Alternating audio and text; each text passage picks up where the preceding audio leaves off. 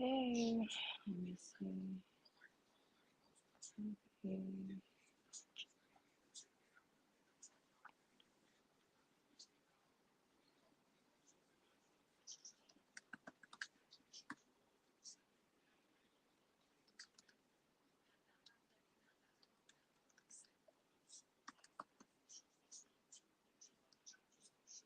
Let me share this link on Twitter real quick. Trying to go live more often to keep my mind busy. Let's see.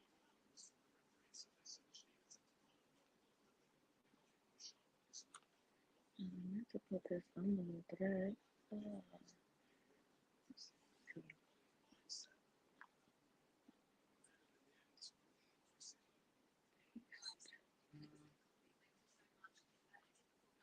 It does it the same way. Okay. Want people to? I said, hop on. What the hell? Hop on. If anybody wants to hop on, I'm gonna put the link in the chat. If anyone wants to hop on, here is the link.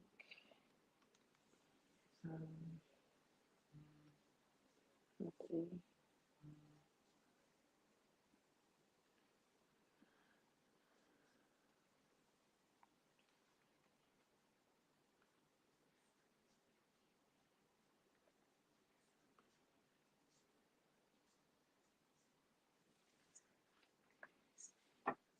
I'm live on a Saturday at what? What time is it?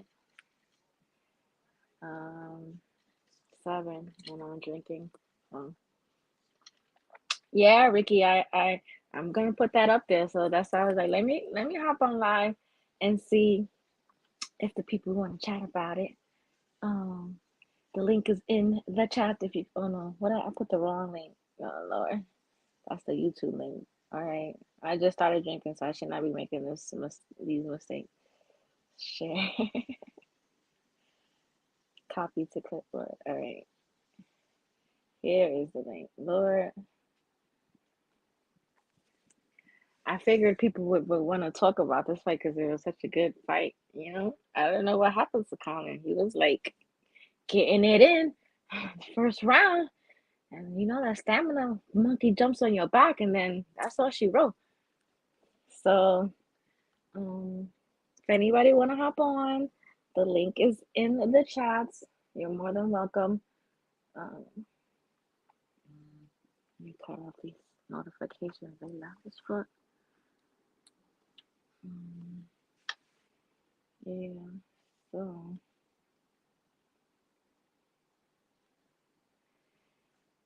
Uh, I didn't even watch it. Gotta check it out. I heard. Okay, let's put these on the screen. Okay. Um. Well, I didn't even see him get on the stretcher. He was knocked out the ring, and then they were just you know interviewing Wood, but I'm assuming that he was put on the stretcher. He was out for a while out there inside the ring. Um. Yeah, this was a fight. This was a fight to remember. Ay, ay, ay, ay. Ay, ay, ay. Ireland. I know you guys are like, ooh, is the replay on Wall Start for the fight? You know what? I'm not going. That's not. I hope he's okay. So I'm not gonna crack jokes about this man. He was getting it in the first couple of rounds, like the first half of the fight. This was all Colin, and then I think he just gassed out, and then that stamina monkey always jumps on your back, and then shit changes. Okay. Um. Yeah, I was like, ooh. I was actually like because I didn't get no sleep last night, so I was like kind of dozing off, and then boom, shit changed, and I was like, okay, I'm up now. All right, well that's good. That's good. That's good. Nobody wants to hop on. Y'all be so scared to hop on these damn lives. Let me message Julius because he always if he's free he'll jump on. Um, let me go to my messages. Let's see. I don't know if he watched this fight, but I'll send the link anyways. My mom is all over my Facebook. Let me see. Okay. Oh, come on, Mike. I'm about to get drunk, so I don't want to hear that excuse. I need to do something to keep my mom busy, or I'm gonna go crazy. So that's why. That's initially why I jumped on as well. I was like, oh, this is something good to talk about. Um, hello, Easy D 415. But also to keep my mind busy. Ay, ay, ay. Nobody wants to talk about the post fight up here. I hate being up here by myself. I always have to have. Yeah, I don't know how Mike is drunk this early because Mike, you on West Coast time, so that means it's like what? It's 7 o'clock over here. It's 4 o'clock over there. And you're already drunk. Oh no, you say you hungover. Hungover. My bad. I guess I'll just wait till somebody is brave enough to come up here. We're just gonna talk about the post fight and any other fight if y'all want to talk about.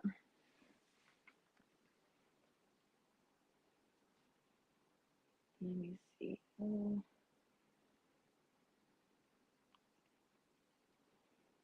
Mm,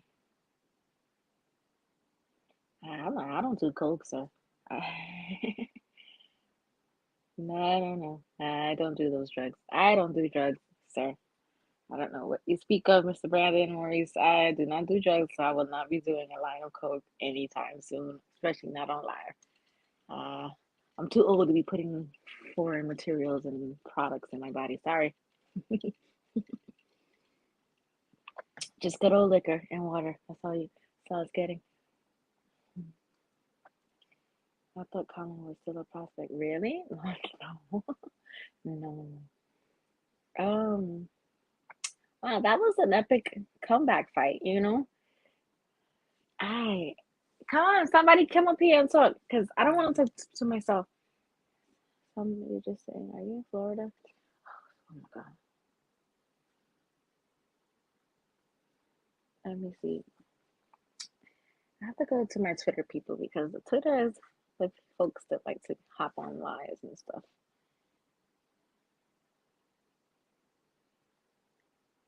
And just deleted the message. You know what, guys? When you send girls messages on Instagram, they already read it before you try to unsend it.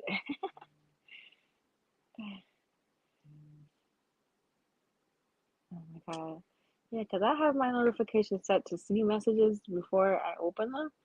And somebody sent a message and I see it on the screen, I read it, and they just unsent it. But I already saw it. Gotta be quicker than that.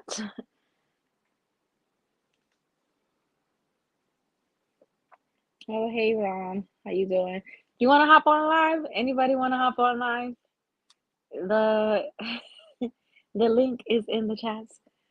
Um, yeah, I want to talk about this thing, but I want to talk to it with someone. I don't want to just about it by myself. You know, the I saw the negotiations are they fell through supposedly, but then I saw um Oscar de la Hoya post something that he's still working hard to make this fight. Um so it's not done yet. It's not out the window yet. Yeah, I'm not doing coke, sir. I don't do drugs. The only thing you can get me to do is some liquor, some hard liquor. That's about it. Um, maybe I came on live too early. People are still with their families, doing whatever. Um, it's just me and my red cup. All right, Brandon. We'll see. If I don't get somebody up here soon, I'll just can get off and come back on later. But I thought I would like try to get people like reaction like right after the fight because I never do that. And I need to get all the streaming hours I can. So if you're brave, let me see what's going on. Am I more excited for Bud Spence or Burr versus Chanel Chandler? To be honest, I mean, naturally, I would be more excited for Bud Spence because that's like a fight that's a long time brewing. But I think they're both good fights. But I don't know when either one of those are gonna happen. So I feel like that subject is like dead until we have an announcement date and set date. I don't even feel like people should even talk about it no more. To be honest, until we have like a date for one of those fights, like, but at least not for the Bud and Spence fight because it's been years, years.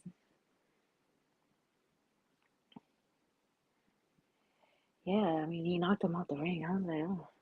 And you know what's crazy is that you can't even celebrate those kind of wins until you know the person is like okay, all right. Um, they get him to the hospital. You can't even celebrate because it looks very tacky and it's not good sportsmanship. But I'm pretty sure Wood is happy that he won. But yeah, you can't even go like, hey, because it's like relax. Guy still knocked out on the ground outside of the ring. Let's be a little bit more compassionate for the fighter. Um, let me see. I sent people a couple of links, see if they want to hop on. Because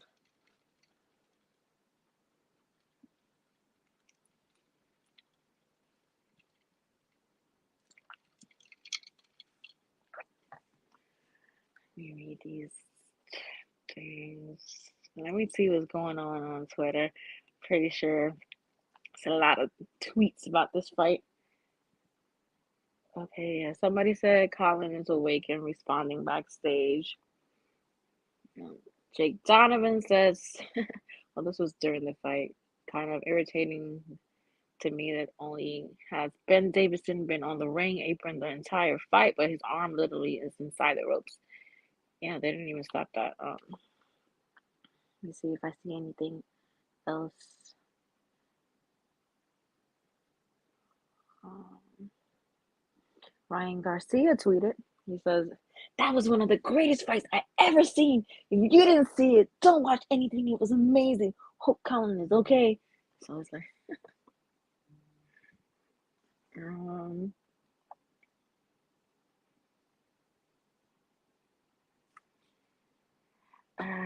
new show idea, shoot your shot with Nayka. No. Now, Brandon, why the hell would you suggest something like that? No, no, no. Do not load your gun up and shoot. Nothing this way. I'm good. No, no, no. No, no, no. Do not load your gun up and shoot anything this way.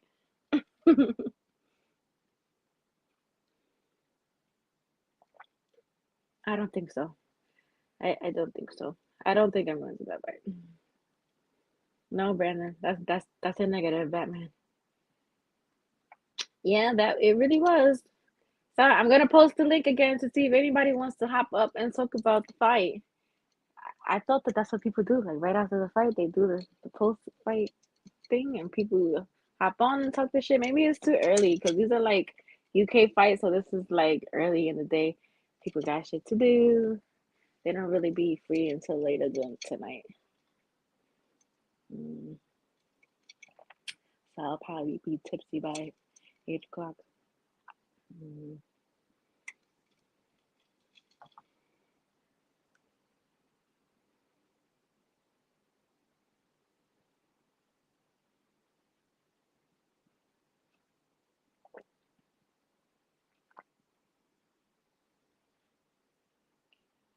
Let me see.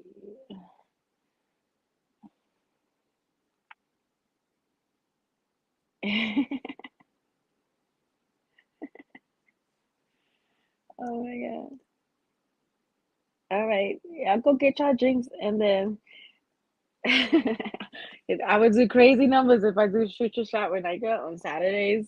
Ah, nah, I don't know. I don't. I wouldn't. I would. I really get crazy. I don't even think you know the crazy DMs and stuff I get now.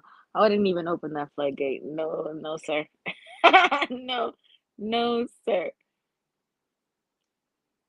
Hey, MJ, how you doing? Did you watch the Wood and Colin fight?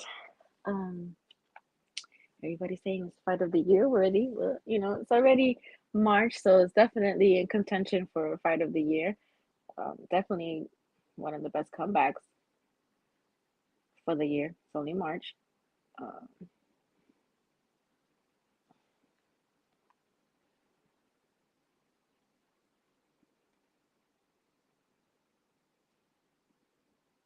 I don't even know if this is Rican on Twitter. On Twitter.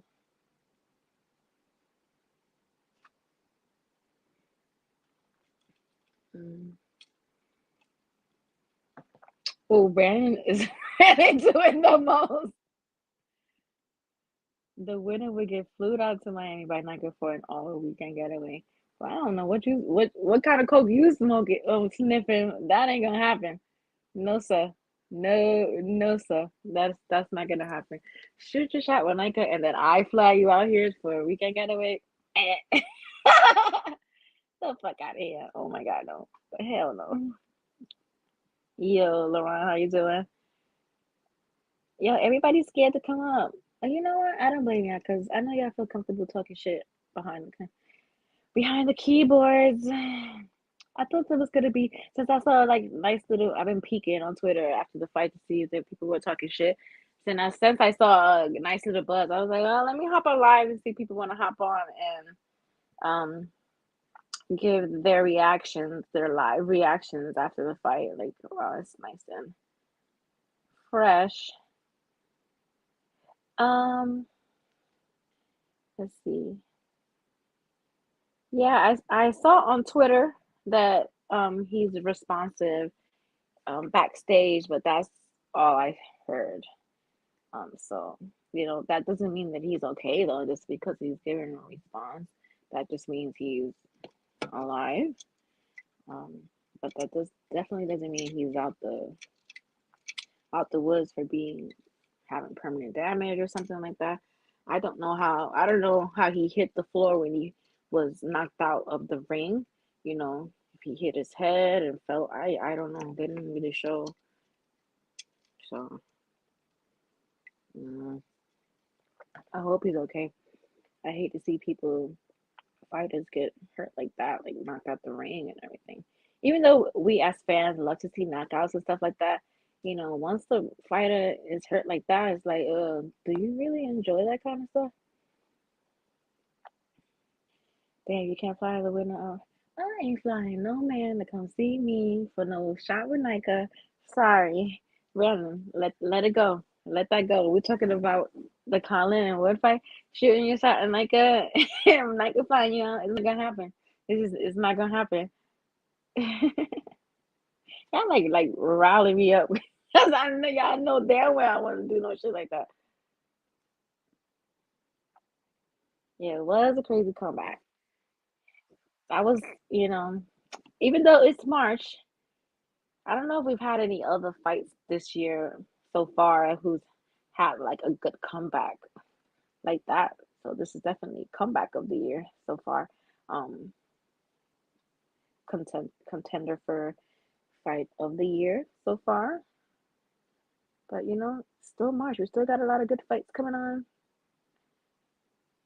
Yeah, it did look like he was gonna be stopping the first. That's why this is one of the best comebacks so far. I would say for last year and this year so far. I'm gonna need to change the show name to Red Mug Micah, because this is not even a cup. This is definitely a mug, and it's filled up to here. Today I needed it, so yeah, I might be sauced up by the end of this, but whatever I mixed in there tastes really really good. So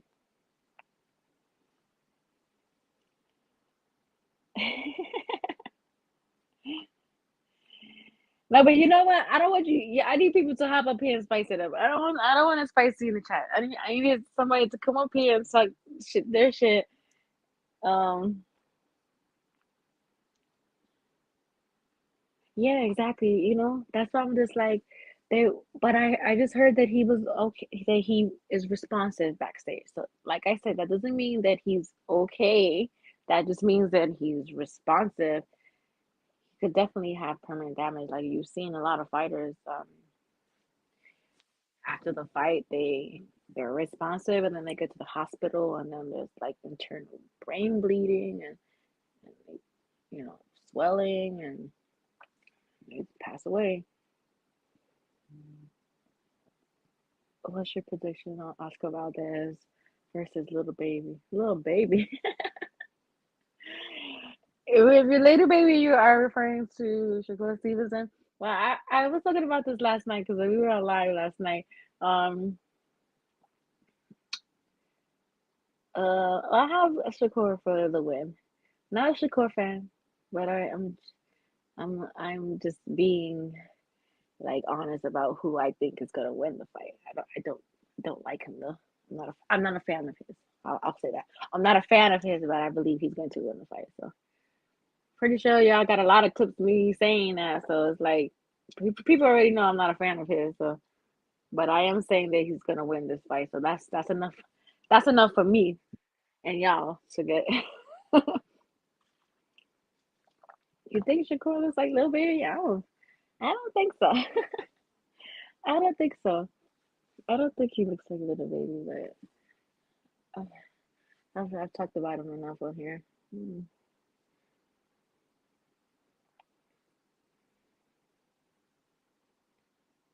Let me see what else is going.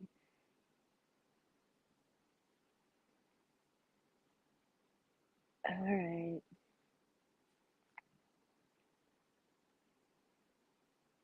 Uh, let's see. Brandon, you would be really good up here if you come up here because you have a lot of good questions that would spice stuff up. But like, we wanna hear them. We wanna hear them. I don't have a boxing celebrity crush. I don't. I don't have a celebrity crush neither. Like even outside of boxing. So there's that. No, I don't thirst over celebrities and stuff like that. They're human beings just like us. So, all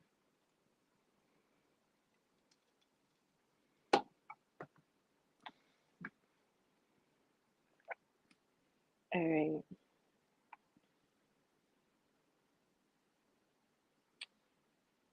I mean, yeah, exactly. Puerto Colon, Colon is what I think you meant to say. Um, oh, see, Julius always bails me out. This is my guy right here. He got his gear on too. I'm ready. I'm ready. What's going on? Hey. Hey. You always bail me out because I hate being up here talking. I need to like make a schedule to come up here live with people because I can't. Yeah, I can't talk by myself up here. Like we because have to do it with someone.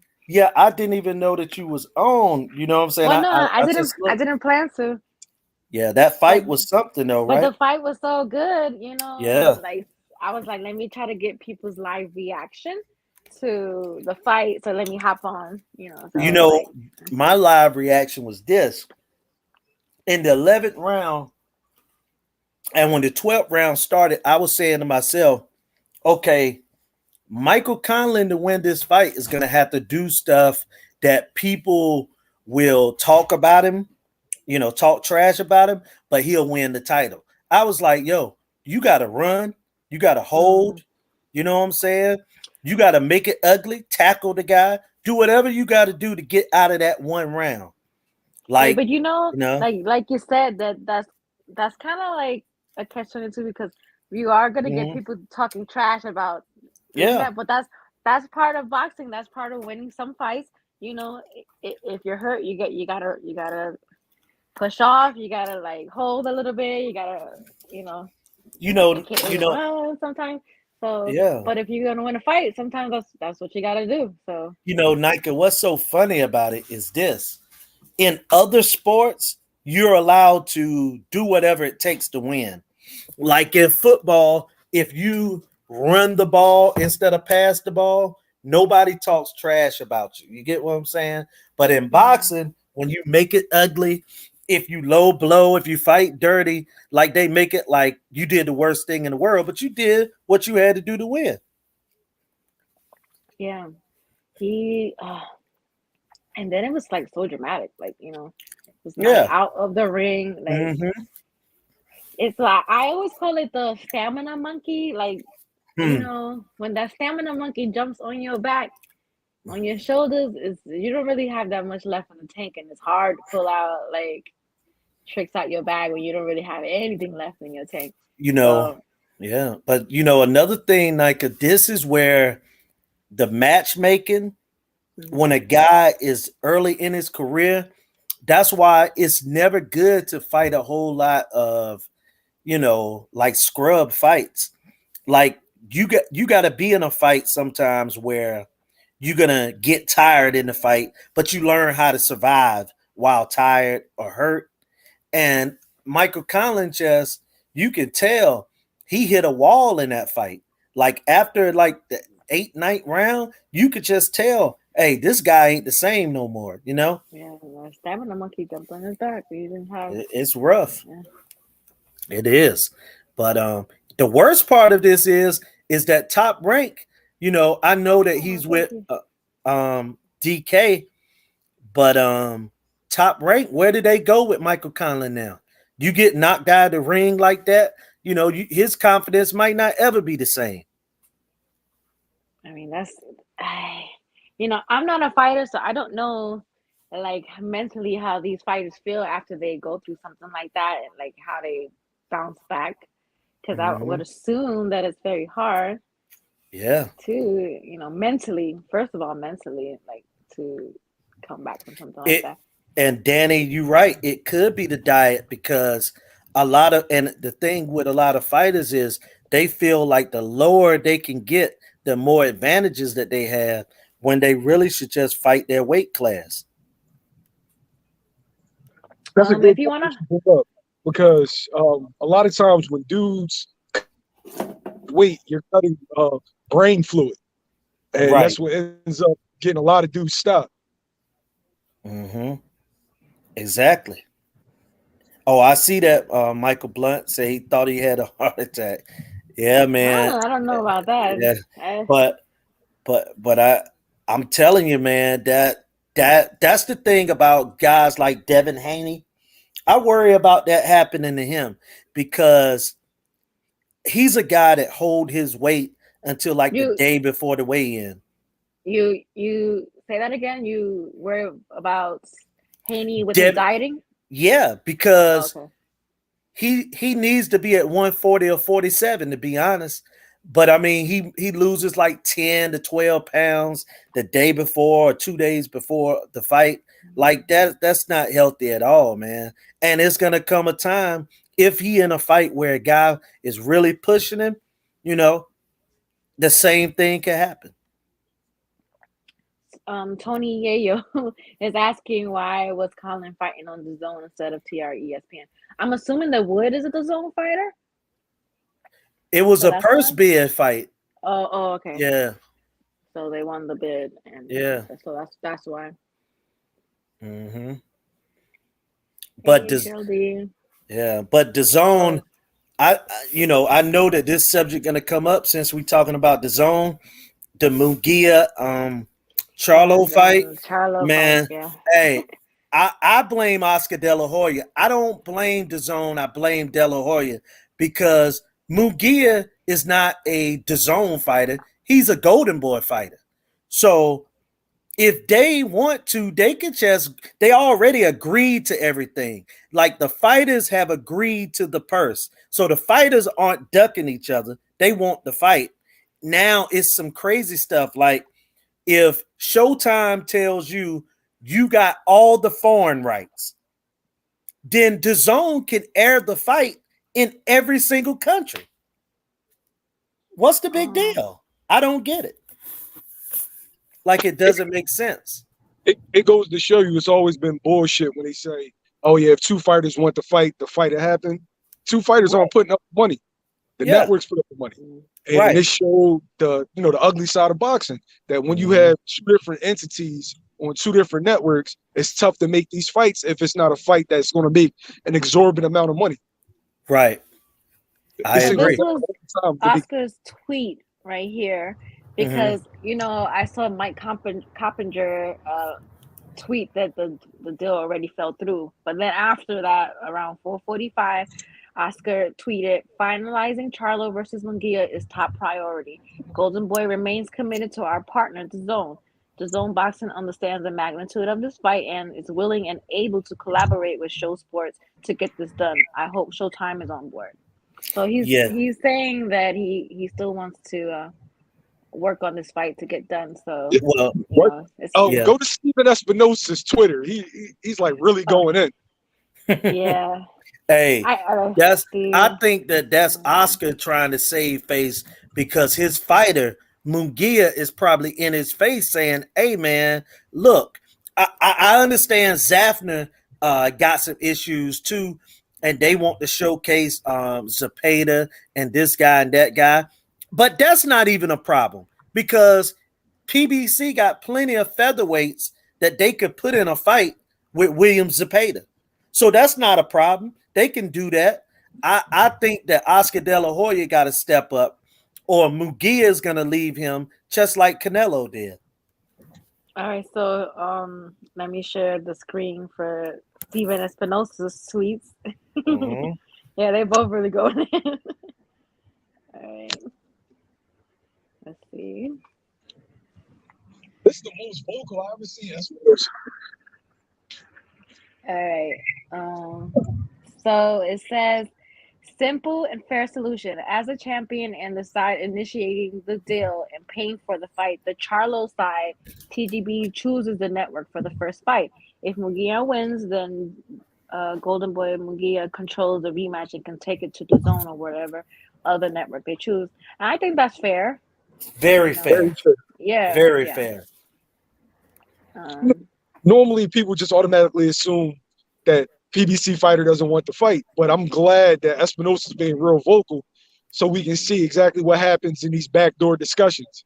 Yeah, he also says here that no other network has made a bid. DAZN could have offered to pay for the fight, but they chose not to. Right. So. And to be honest, I actually don't think that DAZN is really trying to be into boxing in America like that. I see DAZN exactly like their mission that they said when they first came in. They said that they wanted to get into other sports and do other things too, man. So I don't think that they're committed, and we could tell by what they had did to Canelo a couple years ago. They're not committed to boxing in America like that. No. You know. Hey, Julius, you're 100% right, and people don't even remember that. Their goal was to bid on the NBA, NFL, and MLB. They just needed to show that those organizations that they had a high enough subscriber count to be taken seriously. Yeah, definitely Rick Glazier is going to blame the PBC guy, because that guy, and I check say his Twitter. I know I'm pretty sure he's said some. I'm gonna tell you something, Naya. When he went on a show, and I say the show so people can go and listen to him if they think I'm lying. When he was on Barbershop, and he was talking about sweet potatoes and black eyed peas and all that stuff. Man, just because you marry a black person doesn't mean you're not racist. You know what I'm saying? Just point blank. This guy come from a racial perspective on everything. And another thing, he talked about Bob Arum being such his man. Bob Arum has publicly denied knowing this guy and has called him a lunatic. But he still go back, "Oh, Bob just telling y'all that." Like, why? You're nobody. But, you know. So I'm sure he's blaming Charlo for ducking and all that stuff. Well, I see him. Let me show you this to you right here. Oh my god, this guy is a piece of work. Mm-hmm. He goes, now Jamel Charlo getting arrested again as being reported by TMZ. I think both the Charlo brothers may be intentionally getting arrested just to keep their names out there because they're so poorly promoted. Oh That's my not so God. crazy. Yeah. Oh See? my god. What I tell you, he's gonna Yeah. blame him. Hey, here's the thing. Boxing ain't like baseball or football or basketball where if you get arrested, they put you on the shelf or suspend you. Getting arrested in boxing does nothing. And also, you're talking about not no sexual assault. You're talking about them getting in a fight with a cousin who, and then Jamel yelled, "I kill you," and going to jail. Like that stuff is gonna get thrown out. That's not even serious. That sounds like a family squabble at a cookout. That's what it Yeah, sounds like. that sound like a Friday at my cousin's house. Y'all ain't even Yeah, lying. that's what it sounds like. But you know what? Not for nothing. I'm pretty sure the cousin was scared for his life. He Oh, had no doubt. two twin brothers who are boxers, like assaulting him. So Right. not for I feel you, nothing. He Nike. had to That be a can't little be the bit first scared. time that they don't fought Yeah, though, Nike. yeah. No. No, but the cousin is 21 years old. So I can't imagine that he's like Right. he's still a Right. young kid. So Right. I And don't they think he said would it be was scared for over his life. money. And they said Yeah. it was over money too. So that kind of makes sense. Like, look, hey, Nika, you got people out here. I mean, how many times have we heard people say, hey, I'll get hit in the face by Mike Tyson because they're going to Yeah. sue. They'll get Yeah. hit in the face. And there's people out there that'll provoke anybody that got money to do something to them, you know? And then someone's Free Hoover says the Charlos are knucklehead though. Not They for are. nothing. They are. That's They're true. very They are. hot tempered, Yep. very impulsive. Like I'm an impulsive person too, so I get it. When they're angry, they They fly off the lose it. Yeah, handle. Right. Nike, they Yeah. always angry though. They I angry know. I at the always say that. I'm like toothpaste in the morning. They just angry. yeah. I I'm think like it's more they have nothing Jamel. to be. They have nothing to be so angry about. Like they have the money, they have the lifestyle that they want. They're always bragging about everything they have, but they're always angry at the I same time. Nika, Doesn't make sense to me. Jamil. I think it's more Jamel that is the angry one because Jamal be trying to actually calm him down.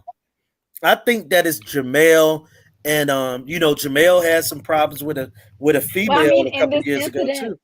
in this incident with the cousin, they're both involved. They're So both involved, yeah. So it's I mean, and it sounded like Jamal was upset, and then Jamel started throwing, you know what I'm saying? The threats. Yeah. Yeah. Hey So Julie, can we keep yeah. it a bean, man? It's called Coke, man. I'm Hey, pretty like somebody I has to say it. I'm pretty yeah, they yeah, act like dudes that yeah, frequent Coke, man. No, yeah. I'm gonna tell But you you what I initially thought because I was like, God, these guys are roid always rage. angry. Yeah, I thought it was always roid rage because that's how they were. Those were the vibes they were giving me. I'm like, I've never seen somebody act like people fly off the handle like that unless they were like on steroids. Or But alcohol. and I don't think it's alcohol. Like, the way they do that is either roid rage, but now that he says like Coke, I I could think see it's that coke too. too. We've heard Yeah, that so rumor before, and I kind of can roll with it. I can roll with that. but we're not saying that that's what they're doing. We're just No, just assuming, saying. and we have our Yeah. opinion of like the way they Right. act. It's like Right. Exactly. Right. It's but giving me I don't know Cokish for sure. vibes. It's Coke is bad. Yeah, give me Coke vibes. Yeah. Well, I will say this. I've never seen a successful boxer go into their mid to late 30s on Coke. And Pernell Whitaker, one of my favorite fighters of all time, he hit a wall at a certain point because of Coke use.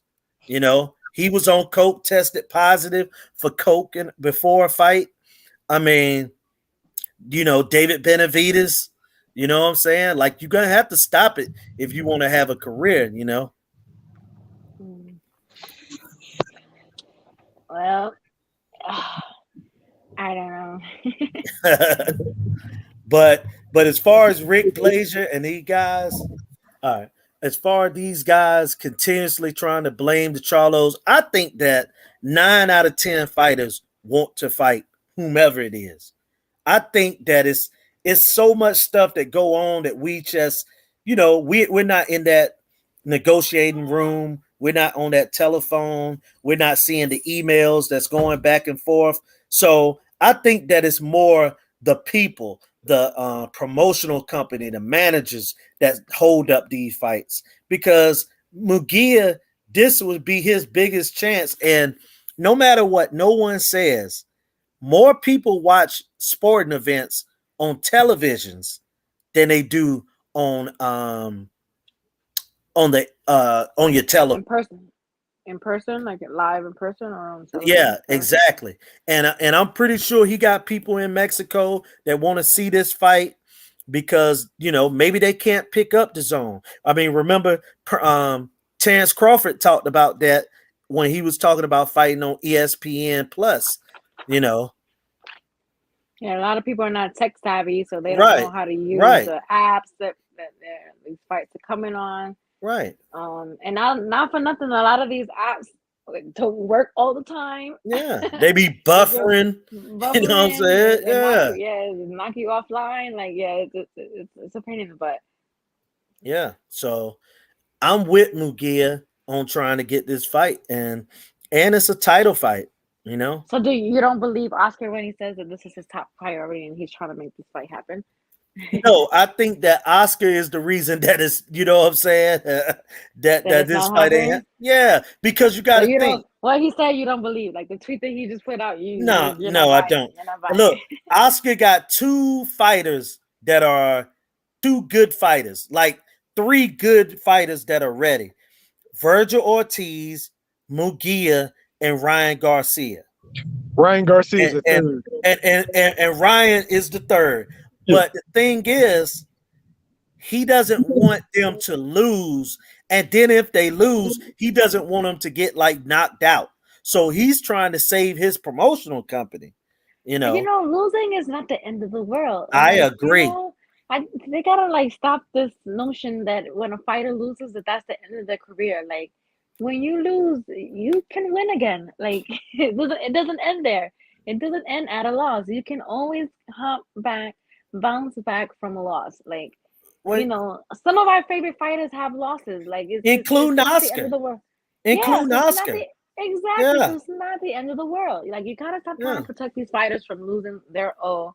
Like that should be dead and done with. Like really. Mayweather is my man, but Mayweather talks so much about the O that he put the fans on the O. So you 100% right, bro. You 100% right. He definitely ran. That was his slogan, he definitely carried that all the way to this day, to this day, because he does that because it sells, because people hated him. So he had to say something to anger them more. But now some fighters had taken it to the point where, I'm about the O. Like for example, I want to see Devin Haney, Tank Davis, all these guys fight one another. But instead, they take a fight that nobody really want to see. And then they start talking about, instead of them talking about fighting the best, they start talking about how much I'm getting, the attendance, all the stuff that has nothing. Like you was talking about losing your O. I remember seeing Barrera get knocked out by Junior Jones and then lost to Junior Jones in the rematch. So he lost 2 fights back to back. Well, a couple years later, he was beating Prince Nassim. He was known as one of the most popular Mexican fighters ever. All within a couple year span. You can always come back from a loss. It ain't the worst thing in the world, man. Hey Julius, the problem with that is, all right, let's look at a guy like Keith Thurman, right? Keith Thurman was undefeated. Right. A unified champion at one time, then vacated the belt, loses to a legend in Manny Pacquiao. Right. And then all of a sudden fans call him a bum and a hype job. Losing your O nowadays definitely affects your bottom line because fans look at it as if you got a loss that now you're not worth seeing. Wilder takes a loss to the best heavyweight on the planet You saying you want the best to fight the best, and then when they take the loss, now they a bum. Like Yeah. it's It's the us. fans. It's definitely the fans for sure. But Well, yeah. like what the fans saying that don't understand is like when Wilder took the first loss, people wanted to see the rematch. So if a O was so detrimental to someone's career, why are you so invested on seeing a rematch? The person has an O on their record already. I mean, taken off their record. So why do you want to see them fight again? Like, so you gotta make it make sense. Like, we still want to see these fighters fight even though they get a loss. Like, whether Right. it's to redeem their win, like their loss to the person they lost to, or just because you are a fan of the fighter and you want to see them win again. Like, we still, well, I say real boxing fans want to see Real boxing boxers. fan. Yeah, Yeah. real boxing fans want to see boxers fight even after a loss. And also it got something to do with promotion, because in the way to promote a guy that's coming off a loss is to start talking about a resurgence, a comeback story. A comeback story ain't got to be a guy lost his mother, died, or what I'm saying, or he came back from drugs. It could be a loss in a fight, and you could speak about him coming back, and then you could do it. Yeah, you're right. Chocolito got destroyed in a fight, and now he on top of the world again in the lower weight Exactly. classes. It happens. The Exactly. UFC just threw a pay-per-view with a guy with 15 losses, who's lost 2 out of his last 4, with another guy that's lost, I think, 2 out of his last 5. And their fans ate that shit up. But Yeah. we will have a fight with Keith Thurman and Mario Barrios, and people talk about it's a shit pay-per-view. Yeah. Yeah. Yeah. It's I have to say it's a different fan Well, base. but I'm not gonna lie. I'm not a fan of all of these fights being pay-per-view worthy Oh, fights. no doubt. I'm just, like I like the Keith Thurman and Barrios fight, but I didn't want to see them pay-per-view. Like, Yeah. I feel you. yeah, Yeah, it I wasn't feel a you. pay-per-view worthy That could fight, have right? been on So Fox. It could have been on yeah, Fox. and like I like this Rolly and Tank fight because I can't really stand either one of them. So like, I want to see it, but I don't think it's a pay-per-view fight neither. Like, Are you going to hey. that fight? You're from New York, I right? don't think that. Yeah, I'm from New York, but I don't know if I want to. Like, I'm not. If I'm there, I'll go. But like, I don't agree with it being a pay-per-view fight. Like, that would definitely be a great Showtime fight that Mhm. all like a lot Or more fans would tune Yo, into. I'm I'm a sorry. I pay mhm. money to see Rolly get punched in the face, yo. I but can't No, no, stand I Rolly. can't stand Rolly, but but I don't think but the he's fight pay-per-view May worthy. the I don't fight think. May 28, right? Yeah. The fight Yeah, is May 28. See, I'm gonna tell you something. This is my, opinion to make this fight bigger without having to put it on pay-per-view. Okay, on May 28th on CBS, because Showtime is with CBS, you could put this fight on at 3 o'clock in the afternoon, 4 o'clock in the afternoon, put one fight before it, then we go straight into it. And you have this will be one of the most viewed boxing matches, you know what I'm saying, in modern time. Because you don't have this, you can sell it like that with the commercials and advertising and get more money or the same amount of money by doing it on regular TV. And it's more eyes on Tank. It's more eyes on Rolly. Because think yeah, about that's it. what I'm saying. You It know, you is. can I'm you like, can Jamil, think outside the box. do you really think this is a pay-per-view worthy fight? Like, if they come out and the price is $49.99, $59.99, $69.99, maybe they might hit us with $79.99. Do you really think that that's a pay-per-view worthy fight, Jamil? Oh, he got on pause. Okay. I would like to see the fight, but I wouldn't like to pay-per-view for it. I would like to see Yeah, Tank fight. I would pay pay-per-view for Tank and Haney, like, right. I would but too. not Tank and freaking Rolly. I mean, Right. come on. Right. That And I mean, at some point, you know, um, it's a sport, man. And I know that boxing has always had the pay-per-view model, but at some point, We just got to put all pay-per-view worthy fights on. You know what I'm saying? Just all pay-per-view worthy fights if we're gonna be a pay-per-view.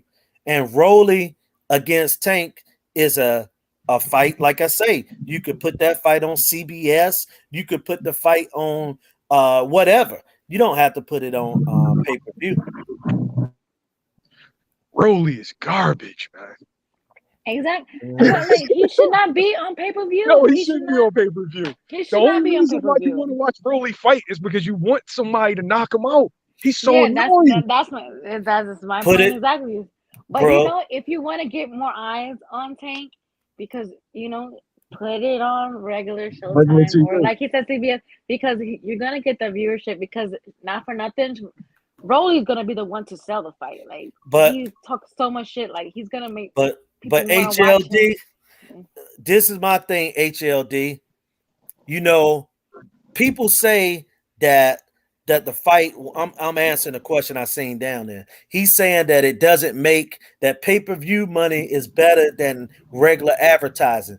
But I can tell you this: losing money is still losing money. Like if you just do something with it and put it on in the midday, you can't tell me if 10 or 15 million people see that fight that it doesn't benefit Tank Davis, Mayweather promotion, Showtime, and Rolly career more than putting it on in a pay-per-view fight. Even if it's the greatest fight we ever saw, it still would do more putting it on CBS at a 4 o'clock, 4:30 slot on a Saturday when the only thing going on is an NBA playoff game. And you know what I'm saying? And they usually at night around that because you're getting close to the finals. Like, come on, man. Everybody would watch it. It'd Yo, be the only game going. Julius, you're 100% right. The only problem is Tank and Rolly going to garner that much interest from advertisers? To me, Tank isn't a guy that I'm going to put money behind. But hold up, though. It Go all ahead. depends on who you're going to for the advertisement. You could You're go right. to Ciroc. You could go to Budweiser. You get what I'm Good saying? point. You gotta Good point. go to certain Basically, you yeah. market Tank to the ratchet shit. Is that what you're Yeah, telling me? yeah. You gotta have to. Hey, you gotta go with whatever your group is, Yeah. whatever your crowd. You know what I'm saying? If you're a gay fighter, you go to the LBG. You know what I'm saying? You go Tank to gonna, that community. If Tank you gonna have a a thug, Hennessy advertisement. yeah. What? Hey, they get paid for Hennessy, right? True. You're right. There you You're right. go. I've seen athletes promote Ciroc and Hennessy and all that. You're right. Hey, advertisement dollars are advertisement dollars. The reason why you have so many pay-per-views, all right, a lot of people don't know that Al Heyman is pissed at these guys because he gave them big Hold on. guarantees. I'm gonna step off for 1 minute, y'all. He gave them big guarantees and they're not really selling like they should. So in order for these guys to get guaranteed, that the guarantees that they signed on for, Al is making them sell a certain amount of pay-per-views. If they don't sell these pay-per-views, then they won't get their guarantee. So they're I don't know because I like all. I don't even know how since when, like the last. I don't know how many fights for Tank. They've all just been. So I feel like from here on out, he's just gonna be doing pay-per-view, no matter who he's fighting. It don't matter who he's fighting. It's just gonna be all pay-per-view, and I don't think that that's. I don't like it because he's not fighting everybody that we want to see him fight, true. and these are not all pay-per-view worthy fights, but they're like pushing him as a pay-per-view star, but your fights are not pay-per-view worthy, my guy. Like Rolly is not a pay-per-view star, like to be putting him on there. Like Rolly's a lot of ass. more people would tune in if they were on a it's like a regular network pay-per-view. Like, who do you want to see Tank fight? Like, who are the fights that you like? Okay, Tank has to fight this guy, that guy, for me to go or for me to watch it on pay-per-view. I would like to see Ryan Garcia and Haney. I would definitely pay-per-view for that, and or like make a trip to see those two fights for sure. Are you still high on T.O. versus Tank?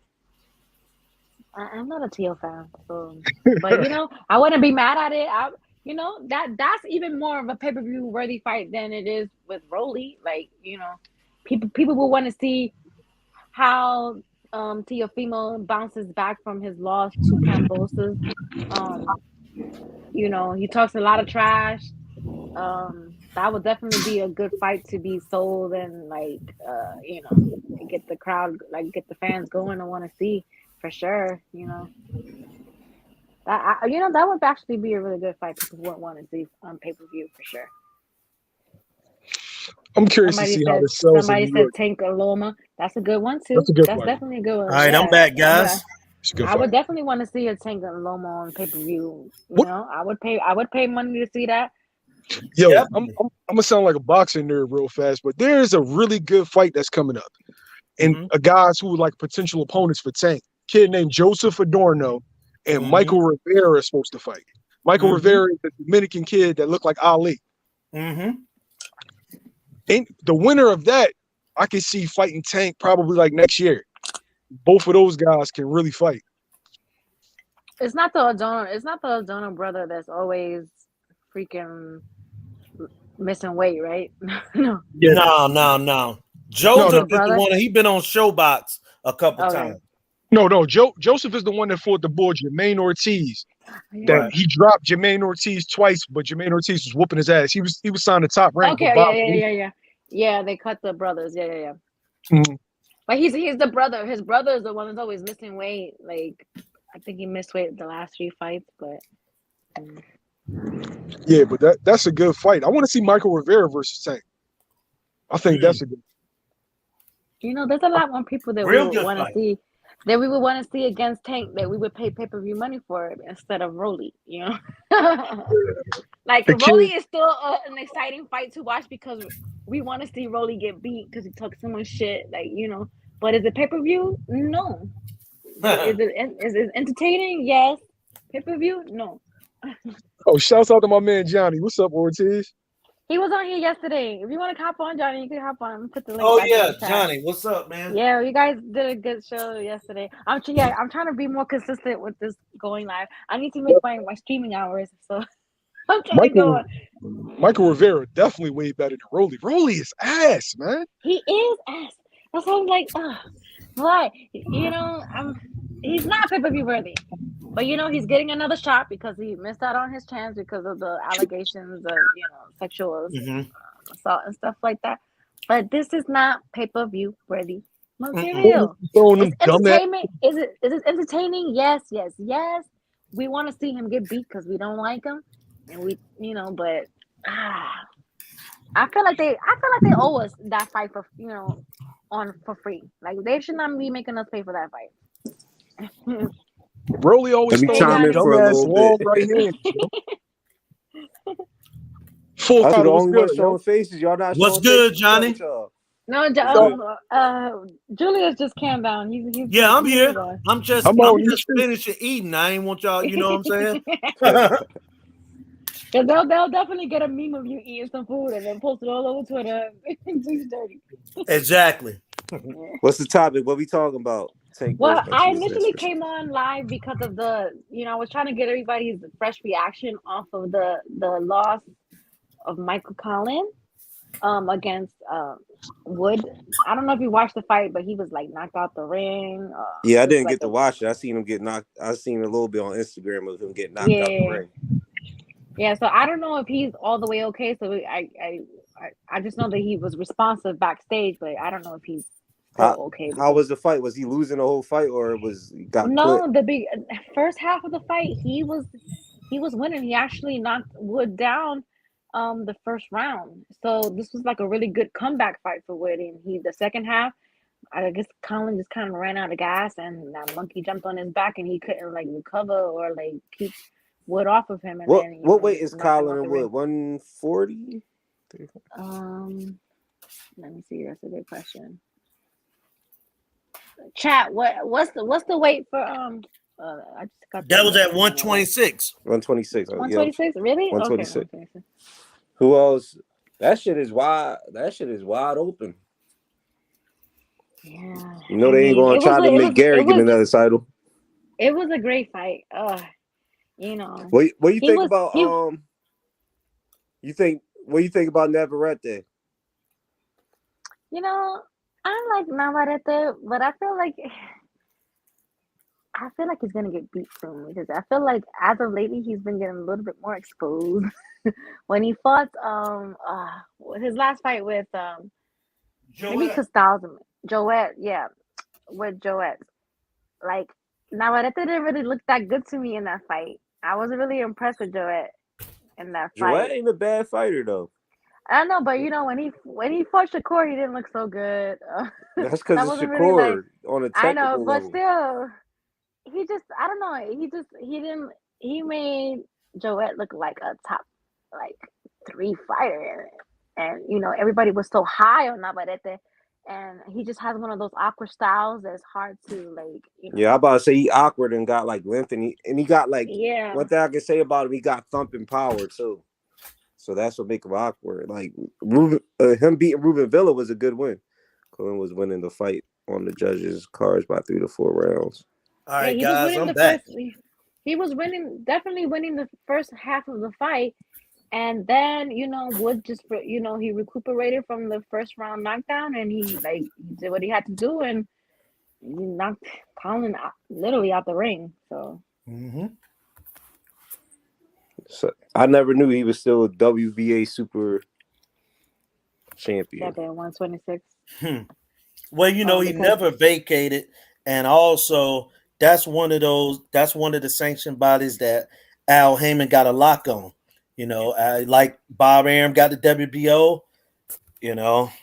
so when Al he Heyman fought got the Tank, BA. when He he fought fought Tank at Tank, 130. It was going to be for 130 is Tank's WBA. I think yeah. Tank is regular WBA. So that's how he's still champion at 126 because when he fought Exactly. Tank, he didn't fight him for for his belt Right. at He But fought I'm him at a 126. different surprised. How weight long it been class. since he fought for that 126? Oh, it's been a couple years. Yeah, I'm surprised they should have tried to strip him. What was his last fight at? That was at 26 or 30.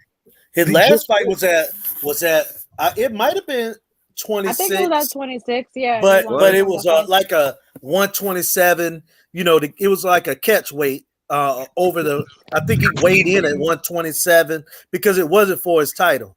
He fought what's my man name? Little Hands of Stone nephew. They hate each other, matter of fact. Carbajal. Yeah, he fought Keenan Carbajal. That was a good fight too. Okay, I so thought Michael Carbajal. Blanc says Leo had the super championship at 130 also, and Tank had the regular 135 belt, and it was for both belts. Yeah, that's why he still has the 126. Oh yeah, so it was for the regular 135. Mm-hmm. But that's crazy how they never forced him to get stripped. Well, he's still been. I mean, because his last fight was on 126, so he's still been like defending his belt at that weight. So they can't strip him if he's still fighting his mandatories and stuff like that for it. I will have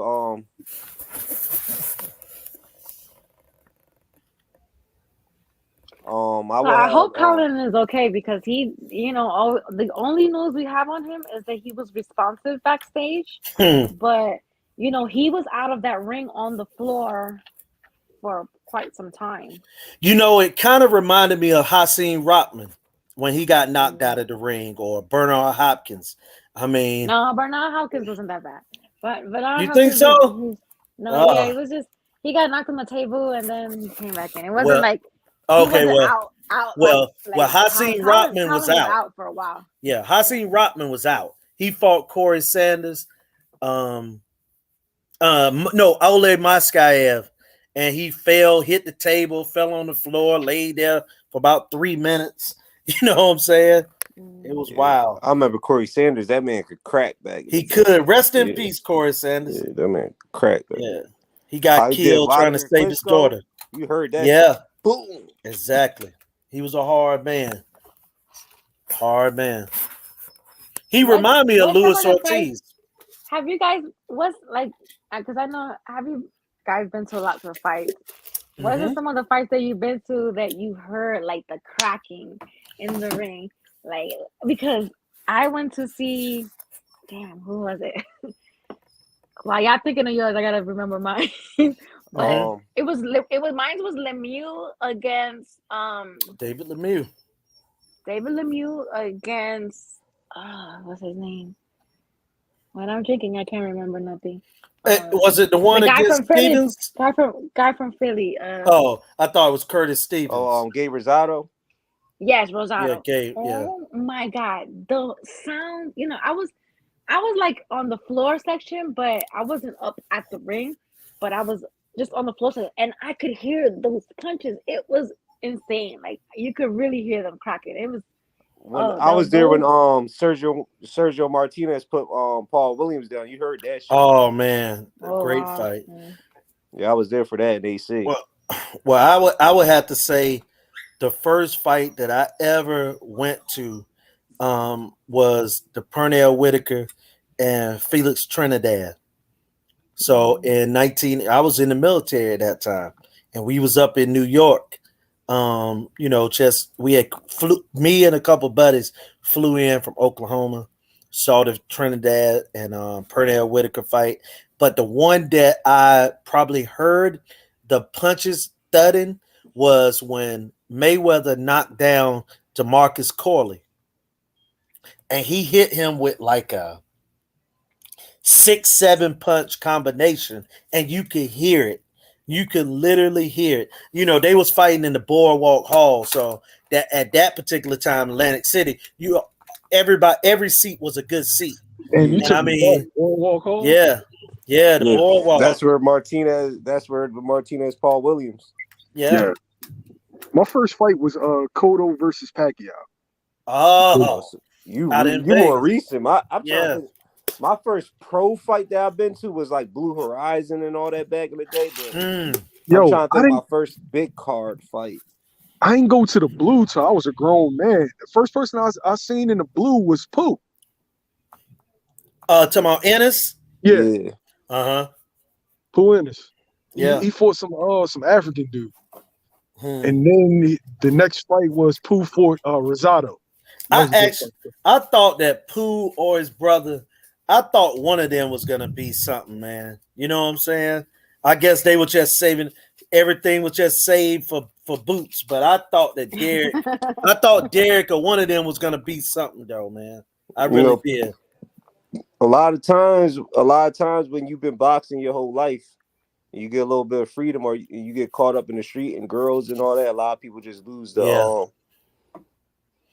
Michael Blunt, I can tell you the nastiest knockout. It was a couple. I would have to say I talked about one of them was the Moskayev Hasim Rotman. That's the one he went out to, got knocked out and hit the table, broke a table as he knocked out of the ring. Felix Trinidad, what he did to Yuri Borcampus when he knocked his head, and it looked like he almost knocked his head off when they stopped the fight.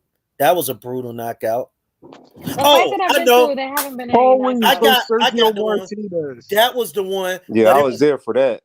I'm gonna tell you one. The Prince Nassim Augie Sanchez. Y'all need to pull that up. That was the nastiest one I ever seen. That Augie Sanchez had to get taken out on a stretcher. That was, man, that was nasty. I would have to think, man. I watched pull that one up. Like Nassim Hamed and Augie Sanchez. That was one of the best I ever seen. Let's see. Yeah, the fights that I've been to, they haven't been knockouts, so I can't yeah. Like when we go to fights, we don't get that brutal knockout like that. Yeah, it's crazy. Like but I was so many fights. You'll have to name a fighter, like if you ever seen him fight in person or not. But I was there the night the boy died, and I was there when Pritchard. No, I wasn't there. This the one that was in DC. The boy that was fighting Matisse. Oh yeah, this was the fight right here, man. And it was a great fight on top of that. As I say, cut mistakes down to a minimum. Don't stretch. Oh wait, sorry. Oh come on, internet! Don't be acting funny. Mohammed hasn't really landed any punches as yet there. Nassim As I got got knocked older, I down. grew up to like Nassim a lot. Yeah, he got knocked down in this fight. He's not that little anymore. Too ambitious. No, he's big as hell. He doesn't. It was unrecognizable. But like the name, I like this. Yeah, he looked like B.J. Saunders. Yeah.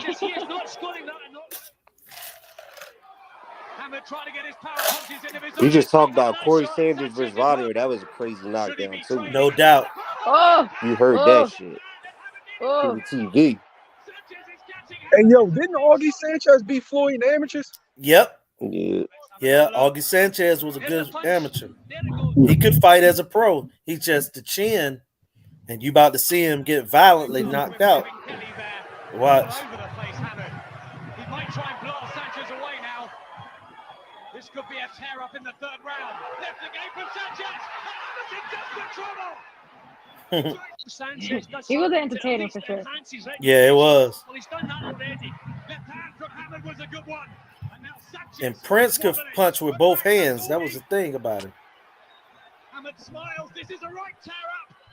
He just relied too much on reflexes too. That was his problem. Yeah. Sanchez going as well for him. He's caught Hammond with the left hand.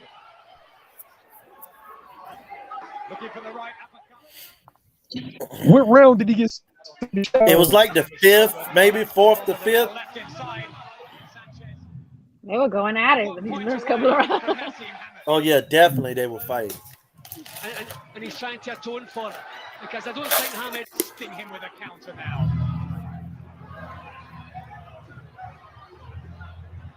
Back comes Sanchez. Oh, uppercut, Jesus. Yo, he awkward as hell. Yeah. But he don't have no defense. You see, he Right. That's why I said he relied too much on reflexes. Right. Yeah, for sure. Oh. Ooh. Yeah.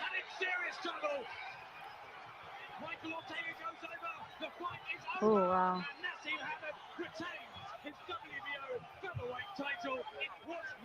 Watch it in slow motion. And we all wrote Augie Sanchez off beforehand.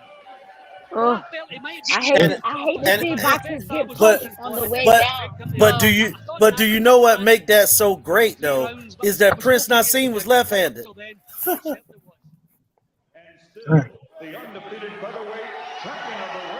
He doesn't look like this anymore for sure. He's unrecognizable to me. Yeah, I told you he look like Billy Joe now.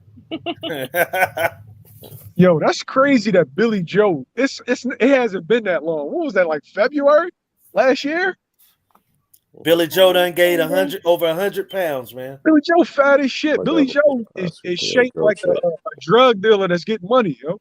Oh, you know what? Oscar Valdez KO on Burchett was nasty too. Oh, that was. Yeah. It was. Let me look that up too. Definitely was. If y'all name these knockouts, I'll look them up and see if we can get them. Because that one. Who was the joint? Ray Mercer versus Tom. Yeah, Tommy Morrison. Yeah. You know who we were having a debate? Nobody giving him credit. They was talking about like Tommy Morrison, and they got mad at me for saying this person will beat him. Back in the day, nobody gave Chris Bird his credit, and I like the dude. Chris Bird was awkward. He was awkward. Like Chris Bird would have tagged the shit out of Tommy Morrison. Yeah, he would have beat him. Let's see. Nobody gave my man Chris Bird his credit back. Yep. I had to while I was older, I appreciated it more. Like a shotgun. That's my man channel, Bositos Boxing, man. Shout out to him.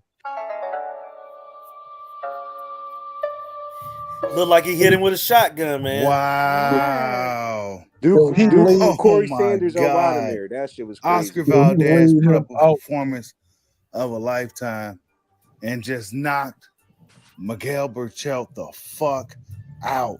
How much was it to cheat? I forgot what round this is. It was a lot of round. He was the underdog in this fight. He was the guy that was expected to lose this fight, and he came out here and put up a performance of the lifetime. Miguel Burchell is still out as I'm speaking right now. Oh my! This ain't a good look for Miguel. Oh, okay, he's breathing. Okay, breathing. Oh my Go God! to Corey Sanders and Rodamir. It KO of the year so far, hands down, no questions. I'm okay. He's getting up. No doubt about it. Knockout of the year goes to Who else? Corey Sanders versus Rodamir. Hey, let me ask y'all something. How much was Oscar Valdez knock out the herbal tea? That's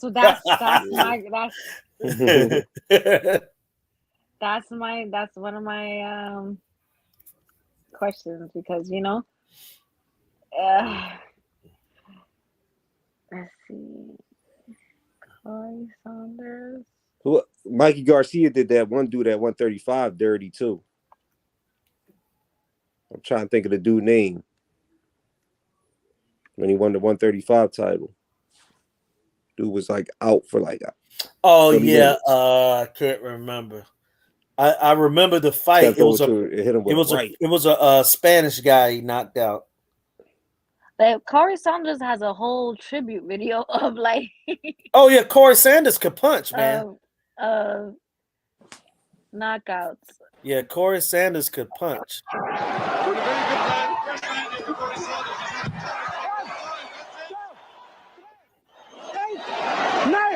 I don't ever want to get hit like that. Oh my God.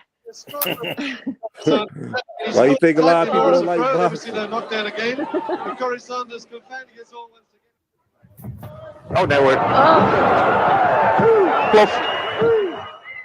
Oh, I got one. Roy Jones. Gestart wordt of dat de man zwaar neergaat. I'll tell you. Sanders. Oh, dat wordt gestopt. Nee, die grootste beleid van de wereld. Kijk, dit is haast een basisregel. Hij gaat wel mooi neer overigens. Rodamir. Gooi er nog maar een keer tegenaan en bingo. Hold on one second.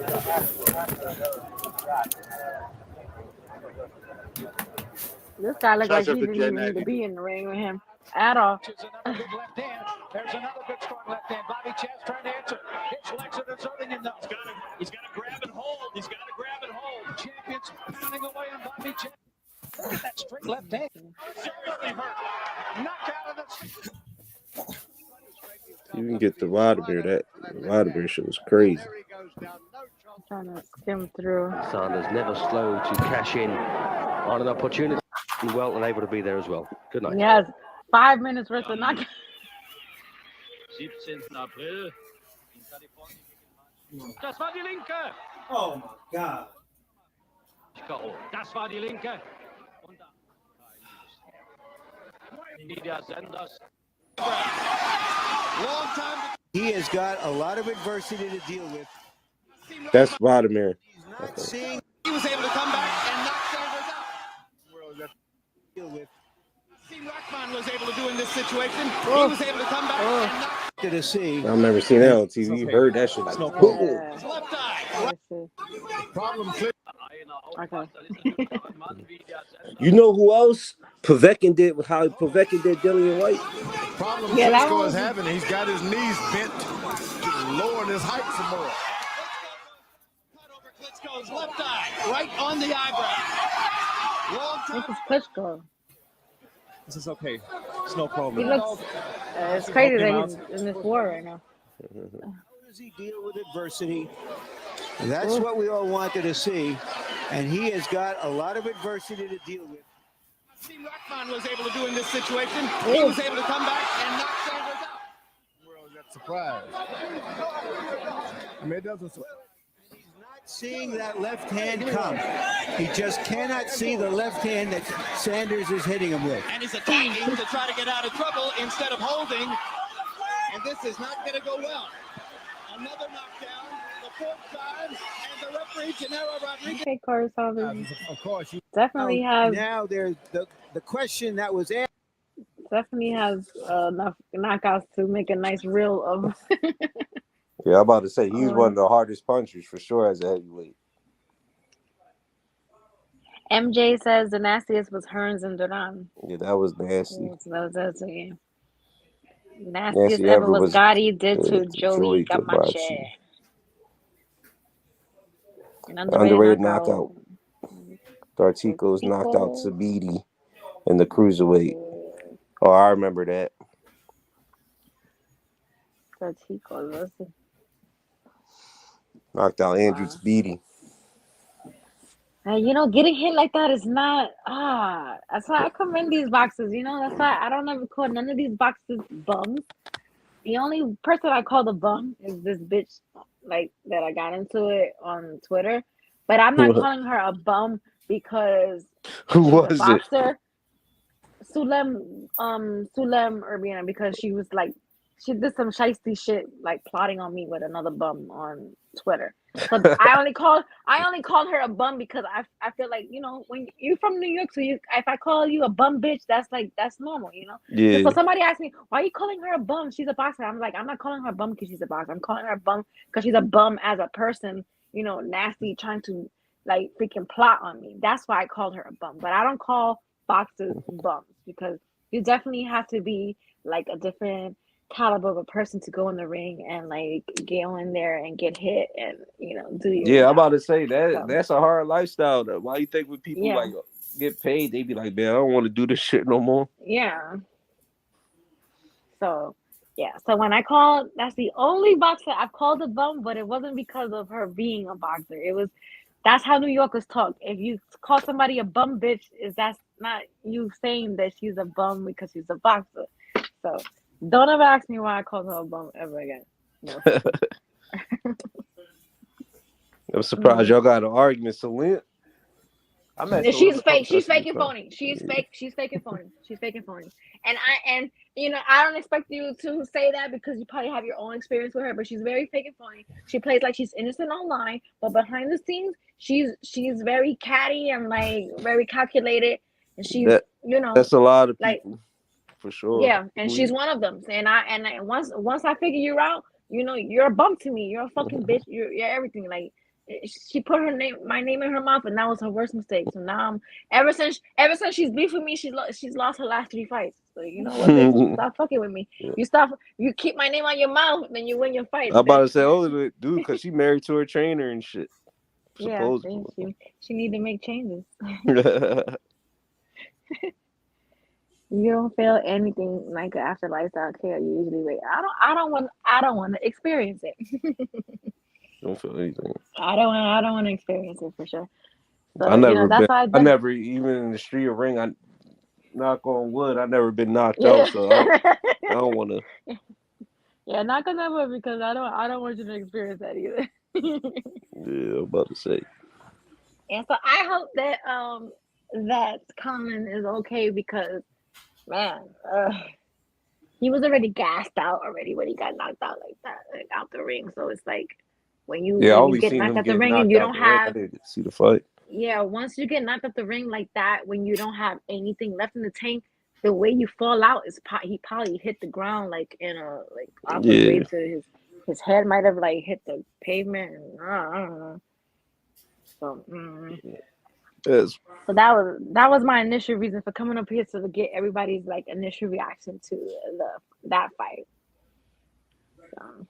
So. What other fight? What's the next fight coming up? Tonight, I think they said there was some Showtime fights tonight, if I'm not mistaken. There is. I think. I know PBC supposed to be announcing their schedule soon, even though a lot of fights is probably like leaked out. Yeah, because they always get leaked on Twitter too. You gonna go back up to New York to watch Tank vs. Rolly?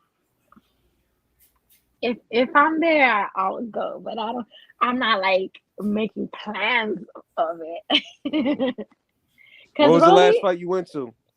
I went to the Comey and Loma fight in New York. Comey and Loma. That fight. Yeah, it's been a minute since I've been in a fight. Last fight I've been to was what? Jamal James and Boots and them. I've been having to go to other like type of events. Yeah, that fight that I went to for Comey and Loma was in December. So I haven't been to a fight this year. Yeah, I haven't been to a fight since what? That been Halloween weekend. What's your thoughts on Serrano with Taylor? That's gonna be a good ass fight. That's gonna be a great fight, yeah. And I'm it's New taking York too. Serrano, but I won't be surprised if Taylor won. Yeah, I'm going with Serrano. Yeah, I'm rooting for Um, Serrano too. That's gonna be a great fight. So I hope that they stagger the fights all in a day because that's the same day that Valdez and Yeah, I might. That's why I Stevenson was like, fight. I'm, So I'm probably gonna end up going to the Vegas. Shakur versus the Vegas. Well, hopefully they stagger those fights correctly so the fans can see all the fights that day and not have to like compete against who they want to see. Who else is fighting on that Serrano and Taylor card? Franchon Cruz and Celarus. I was actually we interviewed her on Wednesday. She's defending her belt. But I don't know what male fights are fighting on that card. I don't know who else. Yoga, writing yoga. I got Serrano stopping Katie Taylor. You got her stopping her? Yeah. You don't think it's gonna go all the way? I actually don't. I kind of think that Serrano gonna beat her up. Right now, who's your top female boxer? Clarissa Shields. Yeah, I would say accolades, Clarissa Shields. Skill wise, I like that girl Sanisa. Yeah. Oh, the little small one. Yeah, I like her skills. Orthodox southpaw feinting and all that shit. I'm like, oh shit. She be knocking people out. Yeah. Yeah. Like skill wise, I like her, but when it comes to accolades, I get Clarissa and Amanda Serrano top two. Yeah. I agree with those choices. Definitely. Let me ask you this: top 5 Puerto Rican fighters all time. All time. My favorite is Wilfred Benitez. Yeah. Hector Camacho. Macho Man. Oh, but they just found. You know what's crazy? Like charged the five guys. That killed Camacho, right? They killed Camacho. Yeah. I met Camacho. I forgot how old I was when I met him, but I was living in Tampa, and he was at one of those like local Tampa fights, and he was still like the Camacho that from the old days. He had like his little spiked hair. He had the big gold chain that said Camacho on it. I was like, oh, he's Macho still living time. in the past. He's still living in the time. In the past. I was never really cocaine a big fan of Trinidad like that. I love Tito. I never like I'm more of a technical boxer style, but oh my god. But Trinidad, he hit hard, but I was never like when I train and all that, I never think of like, yeah, I'm going to be like Trinidad or I like if you would go back and watch Benitez, he was crafty, he was technical.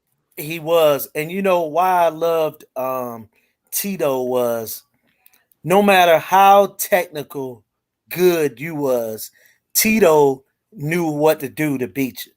Like no, if he was the right fighter with the right size, you was tearing Tito ass up. Yeah, but I'm saying, but he was still able to make adjustments in the ring. Like, how many times do we see Tito get floored or get outboxed, and then all of a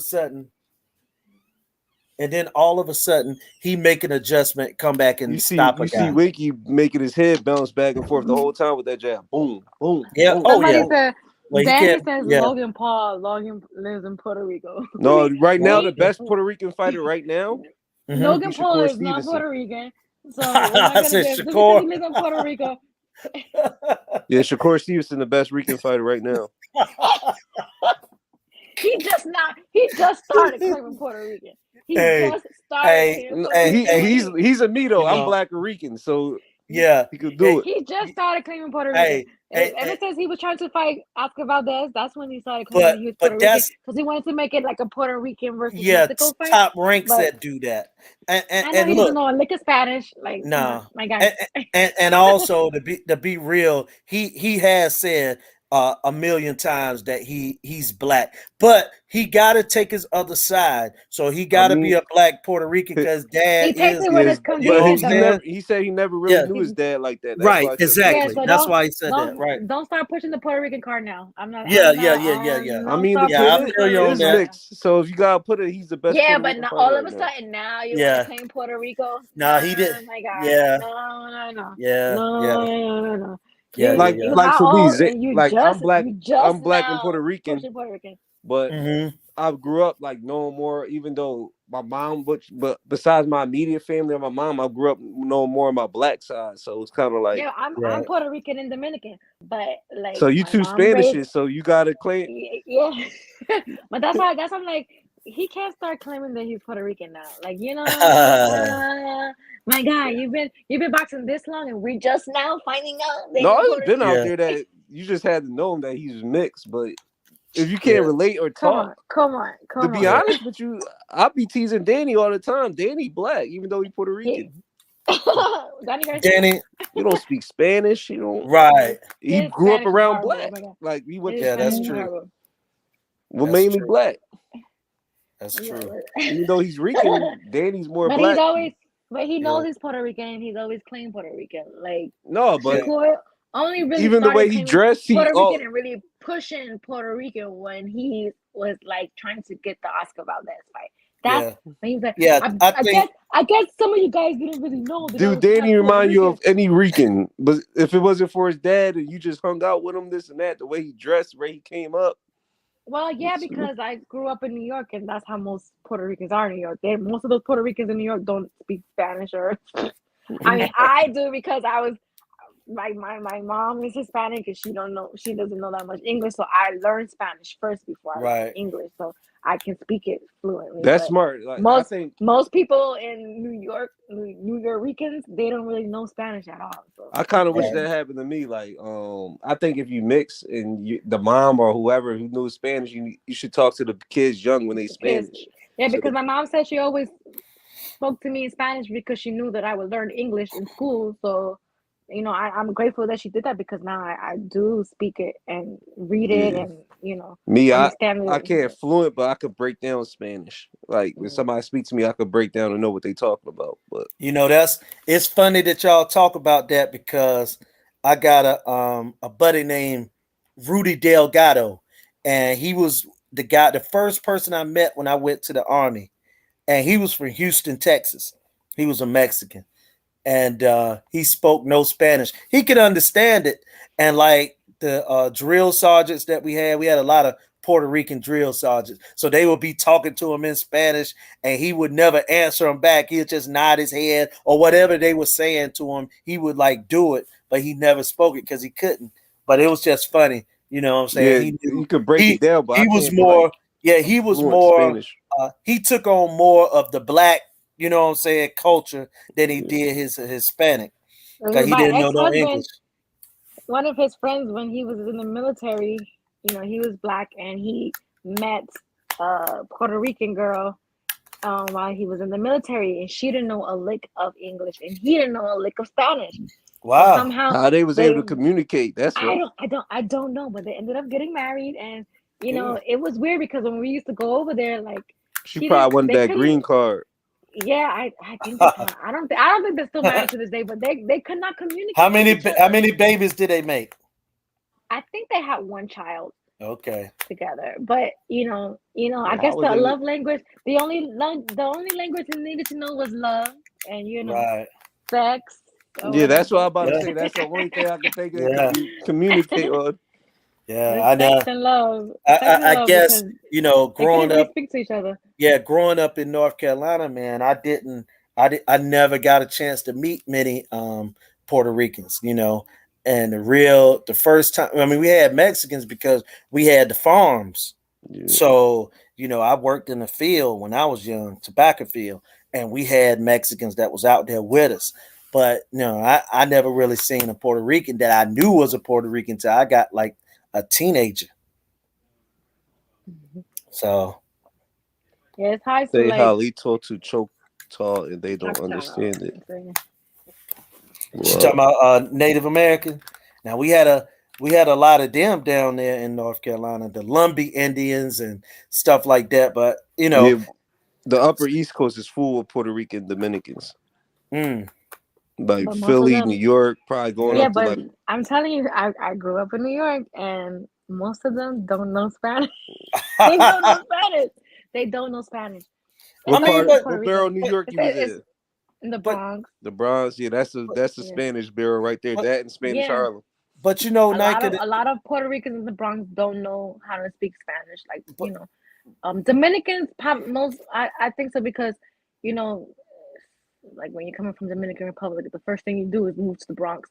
When you come to New York, so you know Spanish when you get here. But like for the most part, like most of the Puerto Ricans that I knew growing up, they didn't know a lick of Spanish. And it took me a long time to learn English. So but I'm grateful to this day that I did know that I learned English as a second language because people don't know that I can speak Spanish fluently until I like respond to them and they're like trying to be sneaky and talk Spanish around me and they're like, what could they think you're? Nigga, do you have a kids? black You girl? have kids yet? Yeah. No. But if I did, I would teach them Spanish first and let them learn English in school because it's definitely nice to have a second language to know. Right. So, for sure. Yeah, Dominicans know Spanish, but when I'm saying the ones in New York, me growing up, a lot of them that were born there and their families were Dominicans, they didn't speak They it. said Verdeo, that Verdeo about to be done. Oh yeah. Rightfully so. So speaking the language though. So your mother came from Puerto Rico though, right? No, she's Dominican. My mom is Dominican. She's from Dominican Republic. So yeah. The Spanish is a little bit different than how they would speak it here, then, right? Not necessarily. No, I've heard people say something about the lingo. The lingo proper Spanish. They try to say how them Spaniards speak it. Yeah, we're more like the islands and all that is more like slang. Like it's not just off of just tone. It's just off of how we say how they say stuff compared to like their slang compared to like the Spaniard. Like it's kind of like English, right? We're not American is not proper English. They say proper English is the one like London, how they speak. Right. We're like more slang with it. Gotcha. Like they're more proper English with their tone and accent and stuff like that. But I don't know how my mom like really navigated when we came here from because I was born in Puerto Rico. We moved from Puerto Rico to New York, but she didn't know a lick of English. Whether she went to college without knowing English, she got her accounting degree and everything in like the Bronx. Yeah. So she learned enough to get by or whatever. Right. So, right. Yeah. Right. Yeah, people like. Still have a tingle of a Dominican accent. Like people, they when I start talking, they'll be like, that's when they realize that I'm Hispanic when they hear me talk because I definitely have an accent. You can go for a light skinned black. No, that's what people mostly think that I'm black, so they're shocked when I start speaking Spanish. Yeah, no doubt. Like people. So I tell them, they be like, "Oh, what are you like? You look like you mixed with something, but it could be black, but you look like you mixed." Or some people be like Middle Eastern, and I'll be like, "No." Yeah. Hey, I wanted to also say something about the fight coming up with Ugas. Okay. Because I had seen a little bit of training with Ugas. I had said before, unanimous decision, Spence. I'm starting to lean towards a stoppage now. Wait, a stoppage by Spence? Yeah, because I think Uga's gonna be a little more aggressive in this fight. I kind of do, man. I think that he's gonna be a little more aggressive, and I actually could see Spence stopping him in this fight. And Spence is I don't agree with that. Great shape. So is Ugas. I think it's gonna be decision Spence. You think? I don't think Spence is gonna stop Ugas. I don't see that at all. I'm not gonna discredit Ugas that much. I feel like he's definitely putting in the work. I don't feel like he's looked bad in any of his fights to where you would say such a thing like that. No, I just got a feeling. Him. Like, did Spence? Who's the last person that Spence stopped? Think the Ocampo. How long ago was that? That was a couple of years, at least 3-4 years ago. Yeah, he been hurt. He didn't stop Danny Garcia. So I feel like if you don't stop Danny Garcia, you're not gonna stop Ugas. But Danny never gets stopped. That's just my opinion. Yeah, Danny never got stopped. But I feel like Ugas is like a little bit up there more than Garcia to me. But you might be impartial, Johnny, because you're from Philly. And No, he's from I'm Philly. like he better. You can't say you can't be like he didn't stop Danny Garcia. Danny Yeah, Garcia got a better chin than and you no, guys. and No hate doubt. to say it, like Tony Yayo said, he didn't You, even freaking stop yeah. Now Mikey. if you said Mikey So Garcia, that's different because that's somebody's no, small man. exactly, and no, Yeah. and that's and so you can't say that he's gonna stop Ugas and really But like you stand guys on been that. dropped a couple times. But Yeah. I don't think you're going. I don't think And Earl going to he's stop not him. gonna stop Ugas. Nah.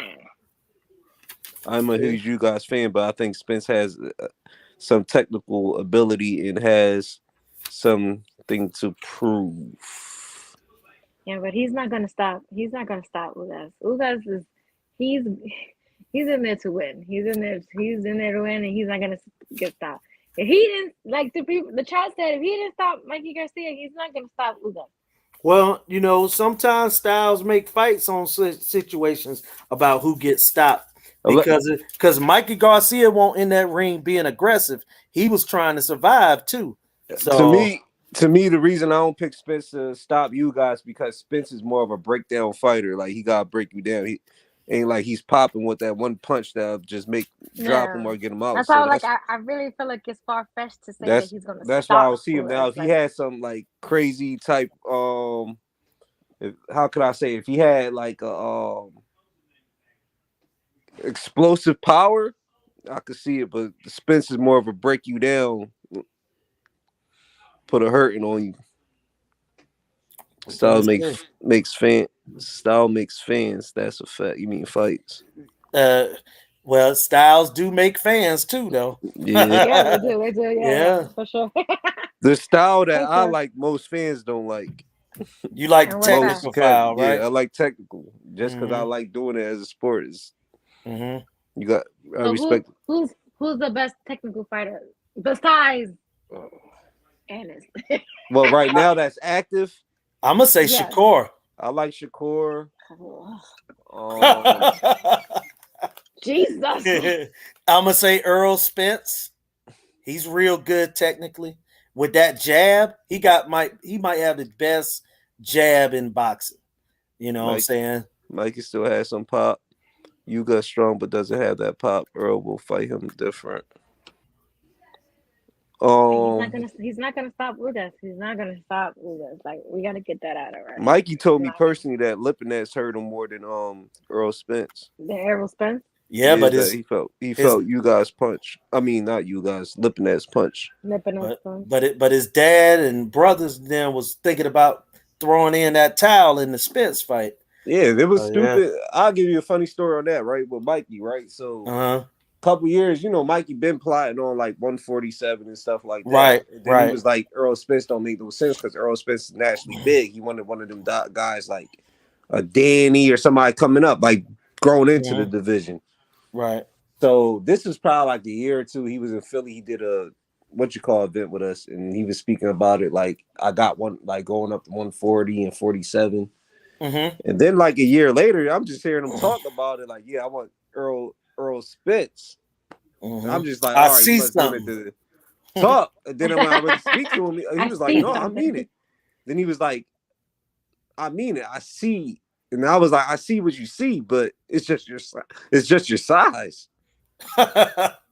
Like, he was like, I see something in it. Like, I see he got gap and holes. He's not like a flamboyant fighter. But I was like, dude, it's just your size. Like, that's the difference. Right. And the thing that he saw, he wasn't able to capitalize on it, not just because of size, but Earl was actually bigger, stronger, and faster than him, and technically better. So he ended up. I wouldn't say all the way technically. It's just he used his length. That jab held him all the way off. He should.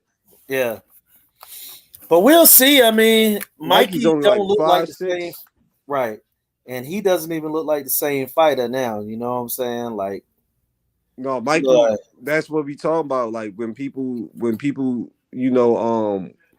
before when I first met Mikey, he was going through the lawsuit, so he was going broke, so he was hungry. That's why he came back hungry. Right. But when he got the capital and all that, start taking more trips, not even thinking, and that all that shit catch up. So let's see if he's really hungry now. Yeah, for that's what a lot of people. Because even Mikey would say it, like he was so bored with boxing. If he didn't have that lawsuit, he would have probably been retired. Right. Well, so that's why I said when people get on a certain level and start making certain money and they wealthy. So it's a lawsuit with Top Rank. Yeah. When he was going through the lawsuit, Top Rank, he was going broke, so he was hungry. I kept him out for a couple years. Yeah, he was hungry. Like he had a motivation to fight. Recently, after that Earl Spence, he got like 12 million on the back end, and then altogether, then made 7 million against Jesse Vargas. Then came back and fought what you call for 3 million, a tune-up. You don't got the passion. He even said he wasn't training. He didn't train till like two weeks before that fight. They was expected to push it back. The only reason he thought the dude was soft, and then he was like, "All right, I'll fight this fight," but he wanted what's his name, who was in their stable to get a title shot. If AJ, it all depends on Yogi. Who you got to fight? AJ if Usyk out. It all depends on what type of fight we getting. Is the fight against Usyk? If Usyk can't fight because he's in the war, or he gonna get vacated, or they gonna make him the champion in recess? Because if it's just a stay busy fight, then they could get anybody for AJ to fight. Just keep him busy. You know what I'm saying? You could find anybody. But if it's a chance for a title fight, and I would say somebody like he talking about, is he gonna fight Wilder? If he can't get Wilder, hey, get in the ring with Luis Ortiz, or fight Derek Chisora. Fight one of those type of guys, because Luis Ortiz ain't what he was. So so the threat isn't like it was a few years back. So I would say Luis Ortiz or just Chisora. And the Luis Ortiz is just him in the ring with a southpaw that want to box, and he can practice and get ready for Usyk when he get back. So that's what I would say. What about let me look up AJ's Twitter, because he was talking shit the other day. Anthony Joshua. Let me see, because he's not really heavy on Twitter. So when he was on there, he was talking his shit.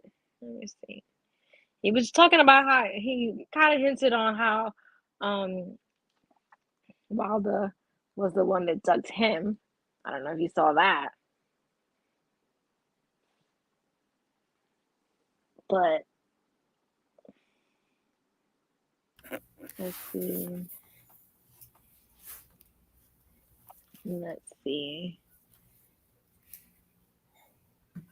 People were asking questions and he was actually answering some of these questions. Yeah, because I saw that AJ was talking about the Deontay Wilder fight look good now, but I know it looked good to him because he done seen the man get stopped twice. It didn't look so good to him years ago. He looked like he deleted some tweets because he was tweeting against this other fighter. What's his name? And they're all gone. Where is it? Gotcha. Joe Joyce. Oh, he don't want none of that. He don't want that fight. So this is what he he said. Why would he be scared of him? Yeah, I found it here. Okay, used to be a sparring partner. Let's see. He goes. So somebody asked, I would like to see Joe Joyce boxing get the shot at Anthony Joshua, but I can not see AJ taking it, as Joyce has the tools and heart to win it. And then Anthony Joshua responds, rolls eyes. You really think I wouldn't fight Joe Joyce? So he's saying that he would. Like, he's like, what makes you? To me, that's like, what makes you think that he's scared to fight him? Right. I don't know. Somebody said somebody tweeted, you got scared from Wilder though, and then he goes, yeah, I'm scared, sarcastically. But then that's when he retweeted this tweet of Wilder saying you know, that he would. Okay, this was Wild. This tweet right here was Wilder replying to a tweet about Fury. He says, when that fight was a draw, I told you that I would give you a rematch. You know, I was offered more money to fight Joshua than I was getting to fight you. Again, being a man of my word, I fought you, like I said. And then Joshua used this as the time to say that Wilder was ducking him. He says, need I say more? Let's put this AJ duck saga to rest. I respect Wilder. He's a good fighter. He just wasn't ready to fight me. If you don't believe me, see below. And, you know, he kind of used that as his receipt. and that's cool. It's funny. I've been said they shouldn't have let Tyson Fury come back. They should have fought before Tyson Fury. Once that fight was announced, I know I was like, fuck that after that first fight, it would have made sense. He could have just moved on to the AJ fight. I would have loved to seen it. Then. No, if I was Wilder and his handlers, I would have just said, "Yo, we got this draw. Move on." I kind of think, to answer your question, Tony Yayo, I kind of believe that Kambosos is going to fight someone else in the that's probably a little lower ranked. I think he's going to wait around for Loma to come back and get an interim fight in between and fight him. I've always stated, and I'm gonna continue to state, if Haney get the fight with Kambosos, it's gonna shock me. I don't think they're gonna fight. I see Kambosos fighting someone ranked, might be a mandatory, and then the next fight he gonna fight Lomachenko. Kambosos, and he holding that title. He's like, y'all gotta come to Australia. The only one that could probably make him come over here right now would probably be somebody like Tank. Right, I think he would take a Tank. He hasn't even been really talking about Tank or putting him in the mix, to be honest. Well, you know, a lot got to do with Lou DiBella in that situation. You know what I'm saying? So, you know, if Lou DiBella, you know what I'm saying, could get a bag from PBC like he did in the past, that's where Kambosos would be fighting. No ifs and buts about it. It's like, nope, you want it in Australia. No ifs and. Yeah. And could Tank even he should fight Devin, but he's not gonna fight Devin. I don't ever see that fight happening. No matter how much money they offer him with DAZN, I think Kambosos is gonna fight. And now that he got DK behind him, Daniel, I definitely don't see it happening. Because Daniel will pay him good money to fight anybody. He could take the fight to Dubai. He could fight in Australia. He'll get more money he ever got in his life and be able to probably keep the title. Yeah. This is going to be interesting. I feel like definitely Kambosos already should make a decision already who he's going to fight. It's like he's playing Ring Around the Rosie. Yeah, Teofimo, he messed up the business. Well, you know, I wasn't a big Teofimo fan. I felt like he was so too cocky for his bridges. Like he was not humbled. I knew I had a good feeling he was gonna lose that fight, and he did. And you know, he was so unhumbled that even when they called Kambosos the winner, he was in the ring still doing his backflips like he won the fight. Like he delusional. So it's interesting. He's supposed to be moving up to 140. I'm hearing. Right. Right. You know, fight Barboza. And you know the crazy part is he did that, and then he did the backflip, and then a couple weeks later he was almost suicidal. So I think that he was just doing the backflip and kind of in shock.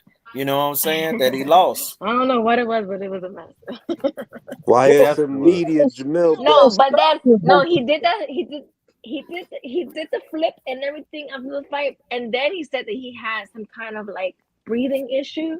Yeah, he said that he had air in his lungs, but that's where I thought he was doing flips and everything, and I'm like, you gotta pick your story, man. But don't everybody have air in their lungs?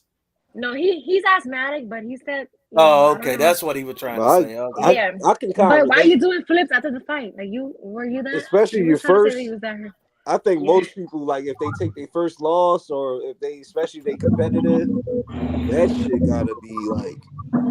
You ever been behind it, like even in the corner and somebody lose? Like that shit hurt. Like it's draining. Yeah. But I can see But why people go through little depressions.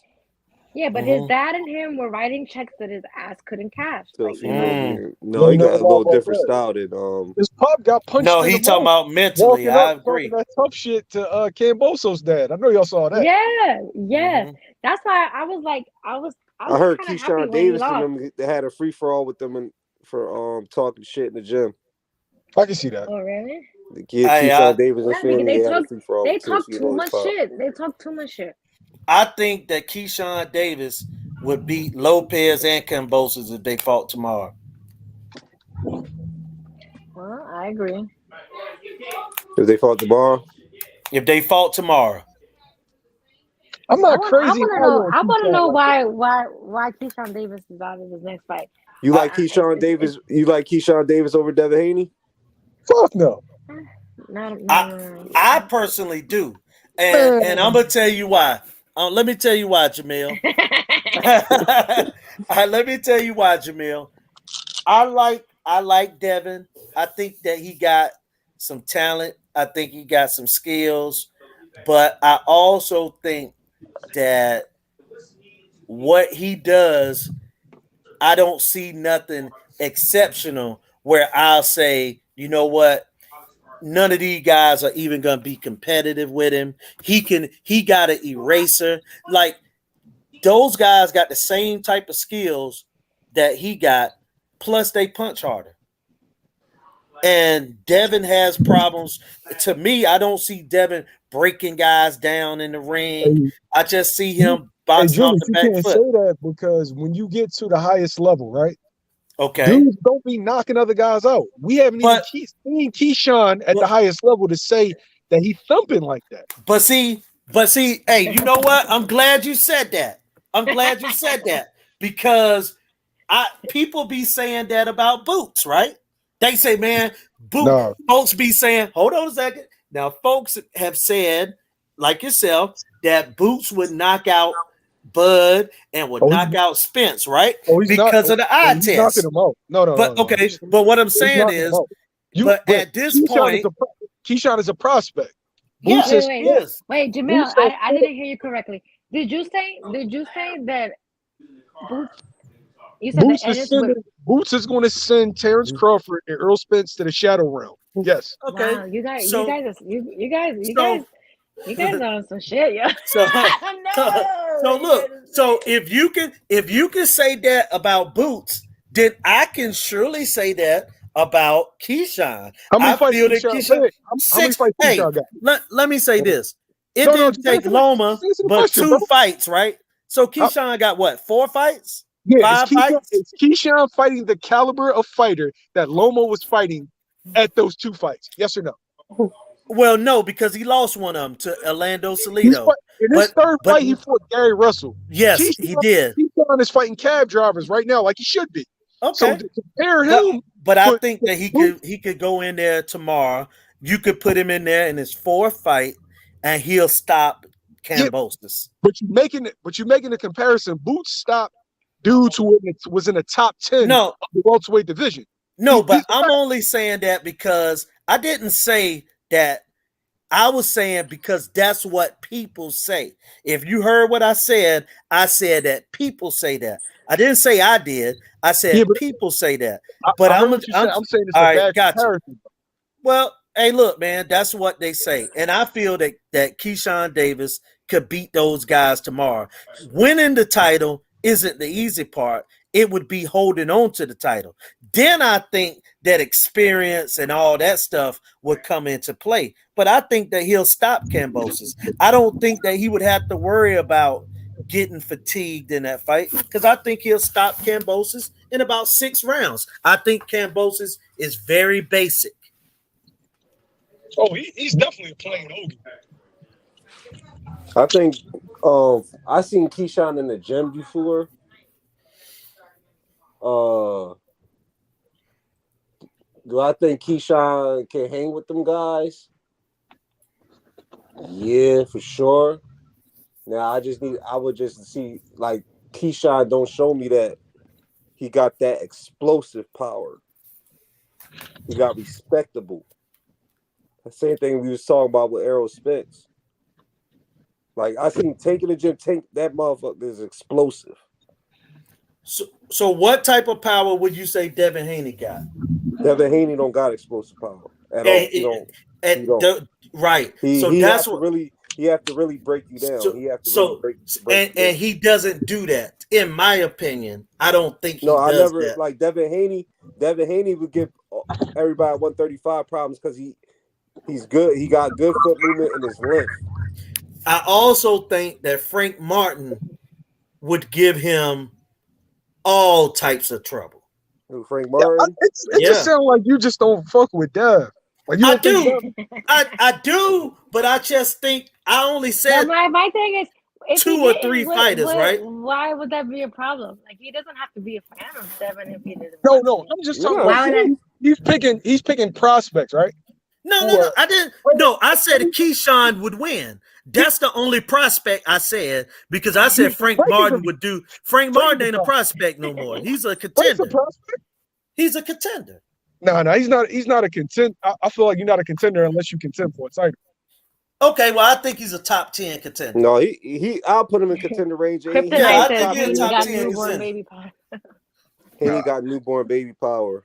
Hey, look, man. If you're not a puncher, Haney, he impressed me, but also I always criticize. What I criticize Haney is he was never like even seeing him in the gym. I remember him as a little kid. He always had problems fighting in the inside. But he showed me against Linares that he willing to go, even though he got clipped. But he showed me that if he had to, he'll fight in the inside. Even though people wasn't really impressed, that impressed me because he showed me that he at least been working and willing to go inside. Devin Haney, when you go inside with him, you always gain problems. So that's. Did you feel like his corner and him were like prepared or knew how to handle like getting clipped like that? Because I feel like everybody was like they were like in shock and they didn't know what to do. They didn't know like. I mean, it happens. He got clipped. Yeah, but I feel like his corner was like they were like in disarray when that happened. I mean, sometimes like with fighters, right? Here's the thing. I've seen it with Deontay Wilder too, right? Yeah, I'm not saying it was Devin Haney, but when a lot of times when you're winning and stuff like that, and you have if you have yes men, they're gonna make you think like. But that one dog. Yeah, everything is oh, you're the best. You could do everything, this and that, instead of really strategically being like, yo, you need to work on this and that. That's what happened with Deontay Wilder. Wilder was so much of a eraser. He had so much yes men that when he lost, you see him make all the excuses. He fires people. You know what? You really need to get on Twitter and do shit like that. Well, let me say this. They would jump on you so quick. Well, Jamil, hey Jamil, let me say why I said what I said about Devin Haney though. Let me say why I said what I said about Devin. If you're not a puncher, you have to be exceptional in something.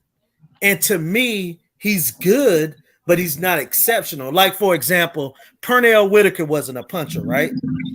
But he could fight on the inside. He could beat you up to your body to the point where he can, disable you. He can also counter you on top of beating you to your body. I haven't seen Devin be willing to get on the inside and break a good fighter down. And as of right now, and he has been and it's great what him and his dad did because they're getting paid top dollar to fight okay competition. His last Julius, I got a question. Was a good competition, Jojo Diaz. He's okay competition. I wouldn't say Jojo Julius, Diaz who's fighting elite level Devin Haney competition? naturally bigger and uses his length. I agree. I'm not crazy on the lightweight division. I agree. I'm not crazy on the lightweight division, and I think that he really has outgrown the lightweight division, and so much so. Even in his last fight, he talked about he felt like he had cement on his feet. And the guy, and I know this for a fact, somebody that's real close to his camp said that he loses like 8 to 10 pounds the day before the fight, the weigh-in. So you talking about a guy that needs to go up to 40 and 47. I think that's where his real competition lies. I think that's where we're gonna see if the sink or swim is gonna be Some at top guys at 140. 147 will hurt Devin Haney right now. Well, we talking about 140. It's a lot of guys at 140. Gary Antoine Russell, Matthias. Do you think that Russell would beat Haney? Yeah. That'd be a I rough need fight to for see. Devin. I Yeah. need to see He's Dev rough. at 40. I need to see Dev at 40 to say that. Yeah, Do that'd you be a think rough anybody fight. can beat Dev at 35? At 35, people who have a chance to beat Dev. Shakur. You've never seen Shakur at 35. I like to see Dev and Tank. I That'd think be a he can good ass handle it. fight. Yeah, Tank would be a great fight. Hey, yo, do y'all notice something? That when everybody talks mean, about power, they be like, oh, Dev ain't got no power. Dev ain't got no power. But don't say shit about Shakur. Shakur's not power. But you know what? No, One thing I said, I said that you got to have something exceptional. I don't have a problem if you don't have power. You got to be able to do something exceptional. And in my opinion, Shakur is a better inside fighter than Devin Haney. He goes to the body all the time. Damn, you got okay. Kryptonite, can you get up here and let me know what this man said? Because this is the second time. I don't know if you said it to me or somebody else. I don't even know who that is. But she got beef with the old LBDC. I don't know who the fuck that is. And if they have something to say to me, like about me, I want to know what he said, because I literally don't even know who this man is. And if he's speaking on my name, like you got too much going on over there to be worried about me, little old Nayka. I don't be kicking up no dirt over here on my channel. So if you're gonna say he was hating on me, what did he say? I'm curious, because you're like the second person that told me that, and nobody has sent me a clip of what he said. I don't know that man. Nayka, are you part of the LBDC? YouTube and Twitter beef. I'm part of bugging me out. clan. I don't know who the fuck that is, and if he is talking about me, he need to keep my name on his mouth. I know that. I didn't send him a super chat.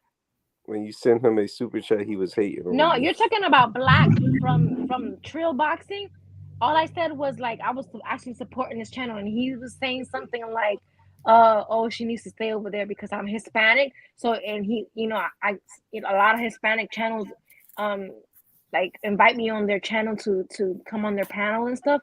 So he was like saying something like "stay over there." So I haven't been on that page ever since. Why is it so weird like that? Like if I'm Hispanic and somebody invites me on their panel, I'm not gonna say no, I'm Hispanic. Like, why are you hating on me because I'm Hispanic? And I'm like, so he's like, she needs to stay on that side. Like, she needs to stay on the Hispanic side, not over here on the Black side.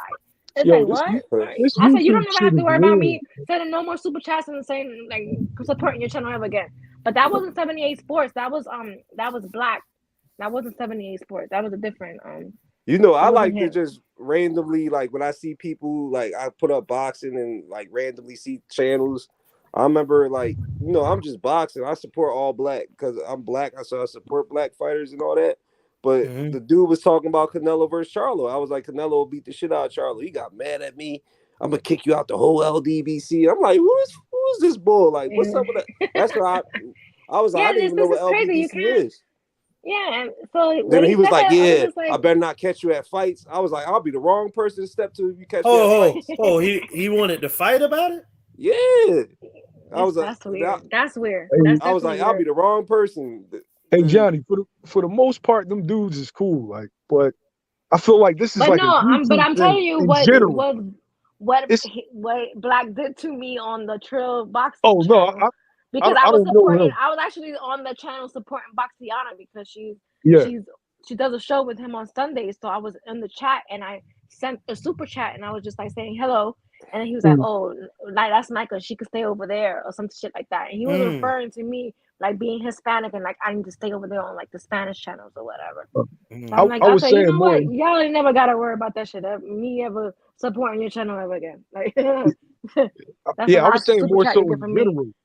YouTube is a funny place. Like everybody's like segregated and just it's a whole lot of nut ass shit on here. People beefing, making videos about each other.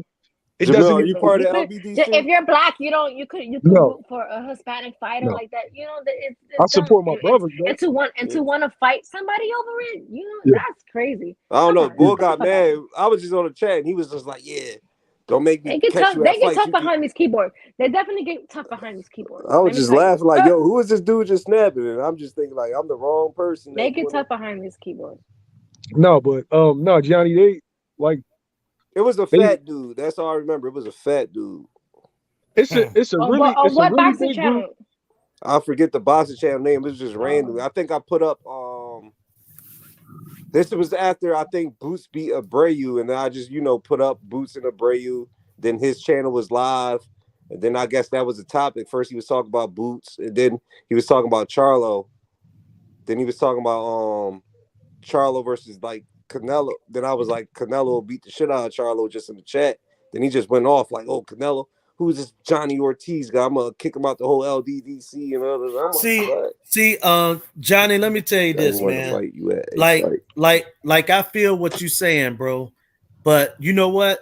I talk to everybody, man. You might see me on a black show. I be doing my baseball things, so that's with white boys. Yeah. I could do it with anybody, man. The talking, whatever. And I very rarely, the only time that I'll bring up race, if race matters in that conversation. You get what I'm saying? No, I agree. Because yeah, and ain't nobody throw that on me yet. Because look. Like if I think a guy gonna win, I'm gonna say that guy gonna win. Yo. I said that Canelo would stop Boo Boo, in my opinion, because I technically see something where he could get him. I hate to bust your bubble, Julius, but your guy, Art Man, he's cool with you. He's cool with you, but on the low, he would say that you're not being a foundational Black American. But see, hold up. For saying that Canelo would be Boo Boo, and that Art Man throws that race in there like that, he would say that you're not a foundational American. I feel like they just point one finger. It swings both ways because Canelo be mad at blacks too. If you say a black guy gonna beat Canelo, automatically you're racist. Like it's like the whole segregation in boxing is stupid. Well, like, why can't we just enjoy the sport? Well, Nike, here's the thing. Now, today we talked about this very subject that we talking about right there. Me and Art Man and D-Hive today, and I said the exact same thing. I felt like that Canelo would win a fight against him, but I think the Charlo fight would be more challenging. And I think you're tripping technically terms, but I said I thought that Canelo would stop Boo Boo in a fight he might be behind in, but I think he'll get to him later in that fight. And I thought that Boo Boo was a little chinny. I think he's a little chinny, man. You know what I'm saying? Well, now what about to say? Like, all right, y'all know from me from Facebook, my status is you could say controversial because I might say something blatant. One of my most controversial, you've seen everybody, even people get mad. Tyson Fury gonna beat the shit out of Wilder. What? Why? I'll be like, break it down to me why Wilder gonna win. They can't break it down. They be like, "Oh, you need to support blacks, this and that, this and that, this and that." I was like, "Yo, it ain't that deep. It's just two people fighting. I ain't getting paid for these niggas, man. It ain't like Tyson Fury out here saying controversial shit against blacks." Like, but unfortunately, especially on Twitter, it's not as bad as on Facebook. What happened? Tyson Fury helped my pockets a whole lot. People had to pay up. Y'all was that much delusion. Even after the second fight, I'm like, after the second fight, y'all still think Wilder gonna beat him? Yeah, that first fight, I did pick Wilder to win by 11th or 12th round knockout. Can't remember. But the second fight, he came out, like I said, man, you know what? I think that people can learn boxing by watching those three fights. I think that you can actually learn a little bit about boxing. You know what I'm saying? You should know that the boxer normally beats the puncher, but also in that fight, bulking up, you know what I'm saying, doesn't necessarily, muscles don't help a fighter in a fight. because Wilder actually did better in the fight when he was skinny than he did when he had muscles. So that whole trilogy, I liked it, man. I actually liked that But Fury yeah, let's Wilder go back trilogy. to Boo Boo and Charlo. The reason why Boo Boo's a way harder fight is because Charlo's a way easier target. He's right there. He's gonna be right there with Canelo to get hit. Canelo gonna have to Boo Boo gets weird different angles, southpaw lengthy, and he got a lot of heart. Yeah. He is a way technical difference with Charlo. Charlo is gonna be right there to get hit, so he's gonna play more into Canelo's style. Yeah, I mean, but I also watching Canelo, it seemed like maybe you're right about Boo Boo. Maybe Boo Boo's better than what I've seen, because lately I've seen Boo Boo slow down, and I think that he's ripe for the taking now. Damn, 3-4 years ago, I would have picked Boo Boo to win a decision against Canelo, but I don't see it now. How old is Boo Boo? 34 now? No. Boo Boo's like 32, 33, right? No, he's about to be 34 years old. The same age I thought he's the same age as Thurman. No, he's 34. He older than them guys. He's 30. Yeah, he about to be 34 like in a couple weeks or next month or something. Hey, Julie, the thing is, though, there got to be a reason. Okay, he's avoided this guy since 54. I'm not even saying he beats Canelo, but there's something in his style that Eddie Reynoso does. Andre was engaged eventually through. Look, man, I'm gonna tell you this: that he struggles to handle the heat. Fighting. Hey, fighting the black. You don't know what you don't. I think people just watch highlights and don't watch. What'd he say? I know Vivi was gonna piss somebody off. Yeah, Andre will have to engage eventually through. He showed numerous occasions against Williams and Manarosian that he struggles to handle heat. That's a damn lot, because if you watch that Manarosian fight, it was a quick knockdown, but he beat the shit out of Manarosian like the whole fight. Then Williams, it wasn't even close. I ain't even gonna let you get away with that. You ain't really beat the shit out of Manarosian. Don't do that.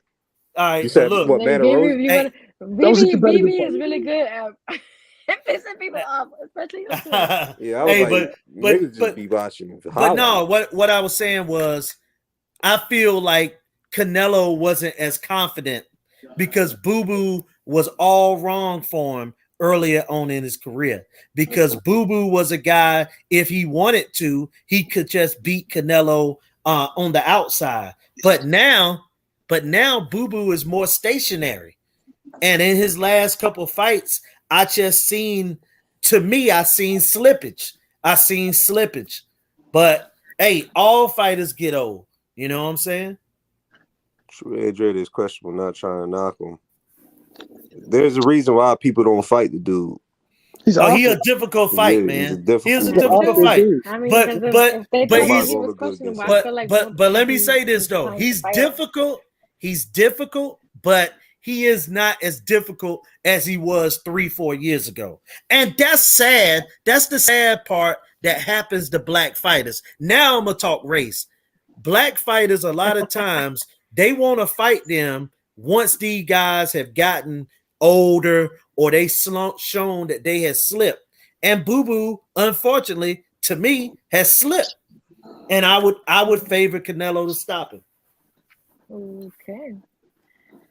Look, Vivi, you want to elaborate on what you spoke about Andretti? Because I'll clarify, because I don't want to make it seem that like I thought those fights were close. I don't think Andre to this point in his career has had a close fight. I think especially recently he looked very dominant, but that's because he's so good at controlling the fight. He's so good at his ring generalship is second to none in that division, and he's a phenomenal backfoot fighter. But he's shown on multiple occasions, like the examples that I gave, when he has to get inside, when he has to get in the cage and engage, he struggles at times against lesser opponents. And eventually we saw that with Caleb Plant, and we saw that with Billy Joe Saunders. Like you can do the slick shit and it looks nice, but eventually you're gonna have to fight Canelo, and they can't do that.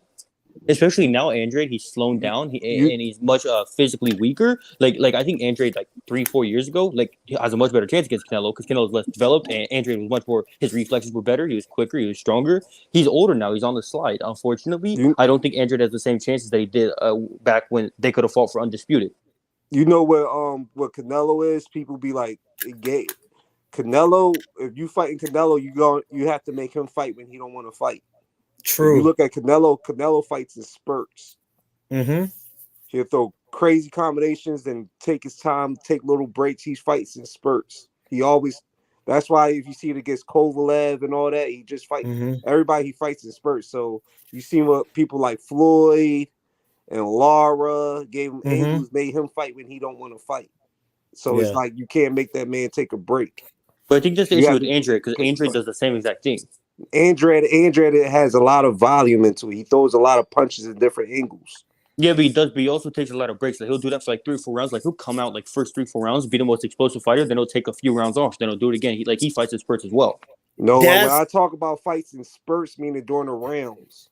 Yeah. Well, he does the same thing. Like he'll put it on you, and then he'll take long breaks, and they'll put it back on you. Like he takes a lot of breaks. He'll switch it up and like move. He'll fight in the different angles. But when I talk about breaks, meaning like he'll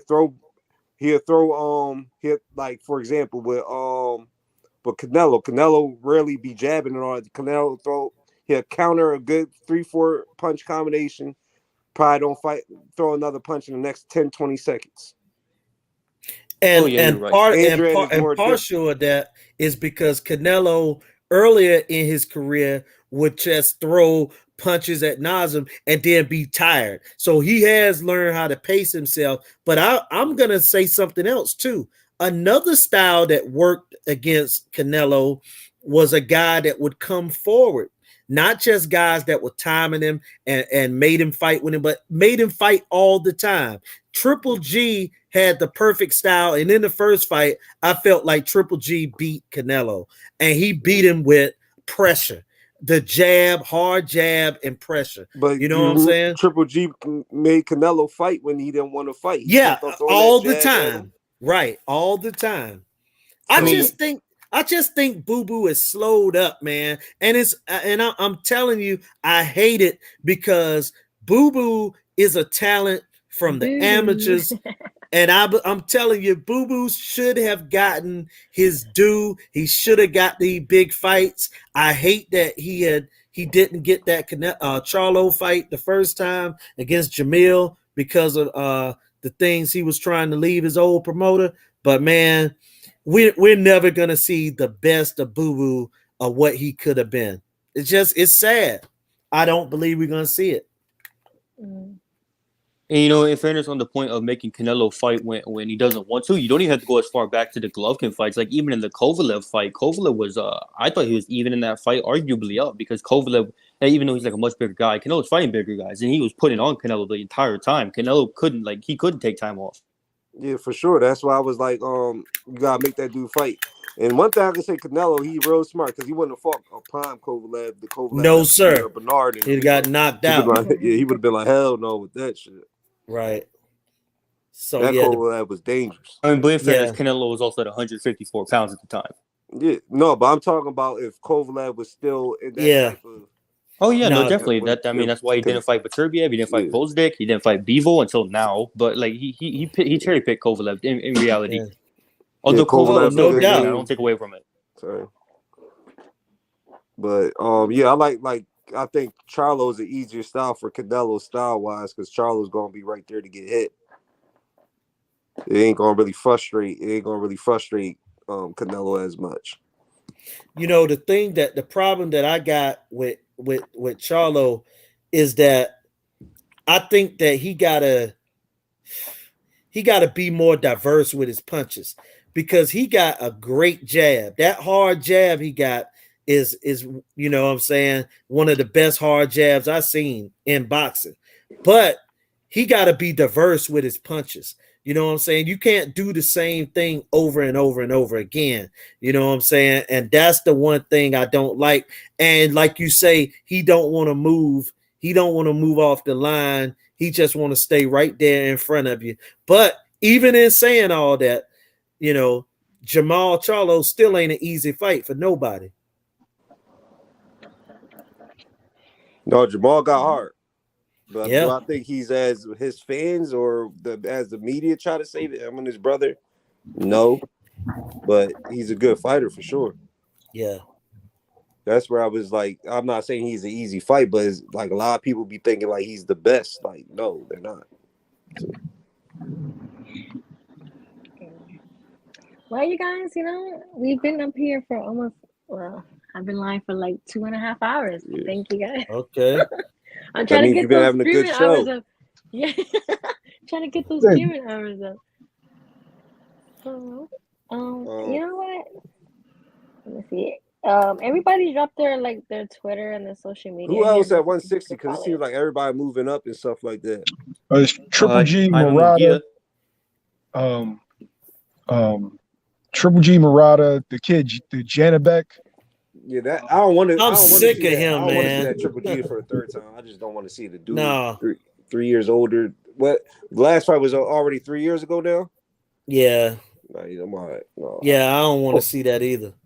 And I But don't want to, and I'm sick of It's hearing funny. I was about on the phone. Janabek. I was like, I bet you know how he took that DAZN contract over Showtime. I was Yeah. like, I bet you if it was Boo Boo on that DAZN contract was offered, he would have took that He Showtime. would have took the Showtime. I think so too. I think so too. He I would have think been like, I so don't care too. about that extra 10, 20 Yeah, million. I'll take I that think so Showtime. too. And like I say, sometimes and those type of things hurt people.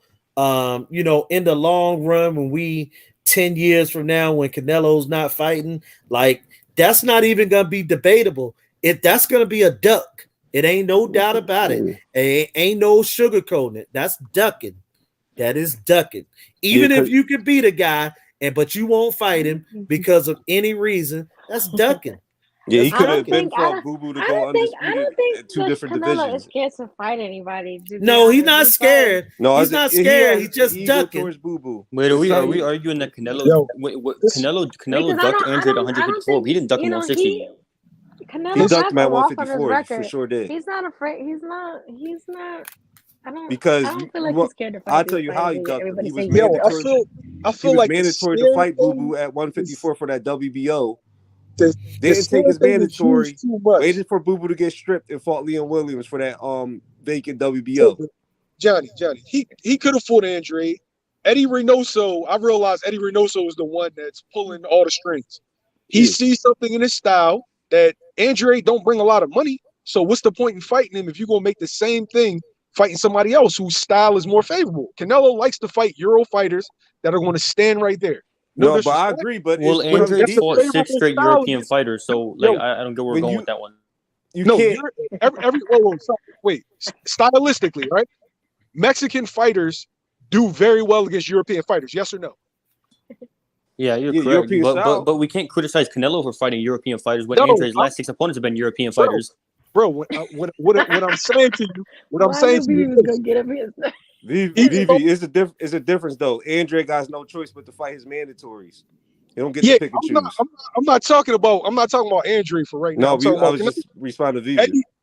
But Eddie Reynoso, that's a style that's favorable against him, so he's going to pick that style. It's just that simple. Andre doesn't bring a whole lot of money, an exorbitant amount of dollars. So are you going to choose the style that you know you're going to win against, or the style that may not be as favorable? Everybody does it. Floyd Jamil, did it. I agree. Does it? Everybody I does agree with you 1,000%. But is at the point where they zoned and them was so desperate that they try to offer for Boo Boo even more money than he would have got fighting Caleb Plant. That's why I say it's an ego now. Yeah, but at the same time, Caleb Plant would have got him undisputed. You got to put yourself in everybody's shoes. I was like, it's an ego now. He's like, man, F that nigga. I mean, even with the example of Caleb Plant, even in 2019, Daniel Jacobs. So I don't think it's like a whole style thing or a nationality thing like Canelo's chasing. He's fighting who he wants to fight to make him the most money and get him the most belts, fights like a biggest Euro legacy. fighter, bro. No disrespect. He fights like a Euro fighter, straight up and down. Who does? Danny Jacobs. Okay, yeah, that's fine. But Caleb Plant doesn't, and he beat the fuck out of Caleb Plant. Doesn't. No, Caleb Plant does not. But Caleb Plant also doesn't have a snap in his punches. And I ain't taking nothing away from him because I really like CP, but it's a style that's favorable to him. Andre, while I still think he'll beat Andre, it's a style Andre is gonna make it a real boring fight. Hey, I'm gonna tell you something about CP Caleb Plant. I lost all respect for him in that Canelo situation, man. Oh, man, When the don't do guy, that, man. yeah, I got to, bro. When he was in the middle of the ring, hi Canelo, how am I fighting? Oh, I'm fighting stop. pretty good for a guy 17-0. Nah, man. When you doing stuff like that, you ain't trying to win, bro. But I wasn't Nah, shocked at all. People called it for me, like people who was in yeah, the amateurs and all that. They told yeah. me like, yo, He when caught Caleb plea Plant gets the bargains, tough man. fights, he melts. Yeah, Y'all he thought he was did, man. copping a plea? He caught the plea bargain, man. If It's I'm fighting, naturally listen, let me say this. If me and you, Nayka, is in a fight and I start saying, oh, Nayka, I love your hair. Oh, please, Oh, thank hey, you. how do I fight for a 17-0 guy? Kind of Okay, good, huh? Like, yeah. nah, man. That's I cocking a know plea that bargain. was so copy. Yeah, that was. Yeah, that's a plea Oh I my mean, bargain. but God, that these was young hard. Yo, fighters did all seem to everybody be take doing Hard. that it. as Like Ryan copping a plea? Garcia does, Ca- Devin Haney does. Caleb Plant, 30 years old, bro. He ain't a young fighter. Caleb Plant, at least 30 no, that's years just old. his personality. He probably put that hard persona, but I heard the dude is really like A some marshmallow. people really Nah, soft. man, Yeah. I seen CP fighting in the streets. I can't say he a Yeah. marshmallow. Hey, look, man. CP and this is personal, but I gotta say it. When the police killed CP mama, he said we gotta think about this, and I'm gonna make a comment later. And he ain't said nothing. If somebody kill your mother, man, like you supposed to be furious. It ain't nothing. You supposed to be borderline ready to run in the police station and get yourself killed, man. That guy is cool and calm, and I never seen him cry talking about it. Like I lost all respect for CP, man. I can't really speak on that situation. I don't know too much about it. Yeah, okay, I got you. I just heard like from people who was in the amateurs with him in Colorado Springs. They just like when he fights, they was like he's a real good fighter, but if you get to him, he's gonna break down. He don't got that like That extra dog in him. competitive, that rough, Yeah, that street dog in him that's gonna try to step it up and fight. He melts down like he's a nice dude. I can say the same thing about Danny Jacobs though. Danny Jacobs always does just enough to lose. facts. I give you that.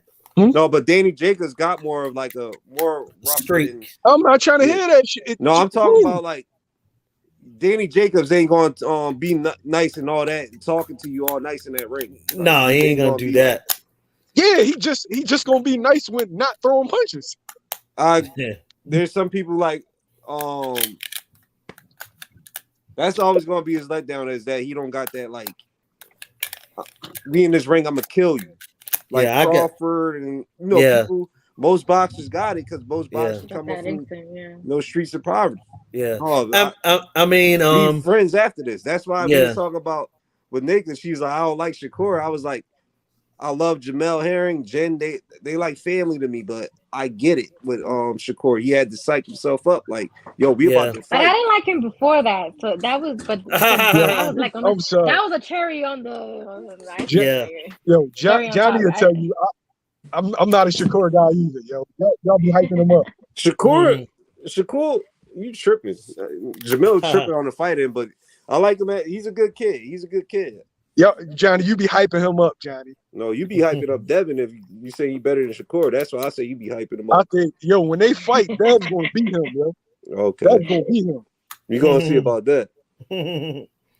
But I had to, I had to say what I had to say though, man, about your man CP, man. How you doing, my that man guy CP let me like down, that, man. CP is a plea bargain guy. Don't do that. Telling you, man. I want to see what he gonna say to David Benavidez when that pressure start getting to him about round 4 or 5. He's gonna be like, yeah, man, he's a great fighter. I had a nice time fighting in the ring. David, I heard life is real good out in Arizona.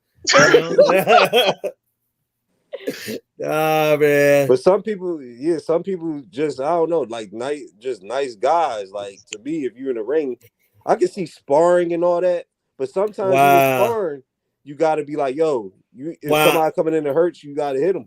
Good info, twin. I didn't even know that Caleb did that with Sean in sparring, but yeah. No, that's like wow. I heard stories about Earl Spence beating up on Caleb playing in Colorado Springs in the amateurs. Everybody told me like Marcus Brown and them. They used to tell me that like Caleb playing, he got a lot of skills, but he just a nice soft dude. Like if you in a dog fight, he don't turn it up. Like Oh Hey, man, yo, y'all that's saying crazy. that you saying that soft with an extra T on it, like soft. I ain't like I'm not like how you saying No, it. some people. But I'll I give you just another thought that was example. You know very who got weird. all I thought the that was skills Extra very on that, weird emphasis on to but do T. that was in the like middle of a a fight. That nice was dude, so Yeah, weird. like Eddie That Chambers. has to He's be the another first one. time that has ever happened during a fight, right?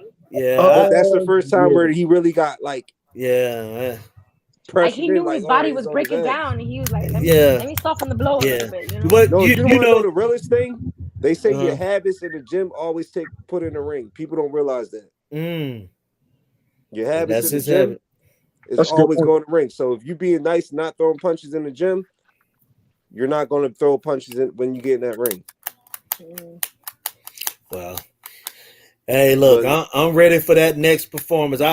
I mean, as much bad blood they supposed to have, you know, him and Benavidez.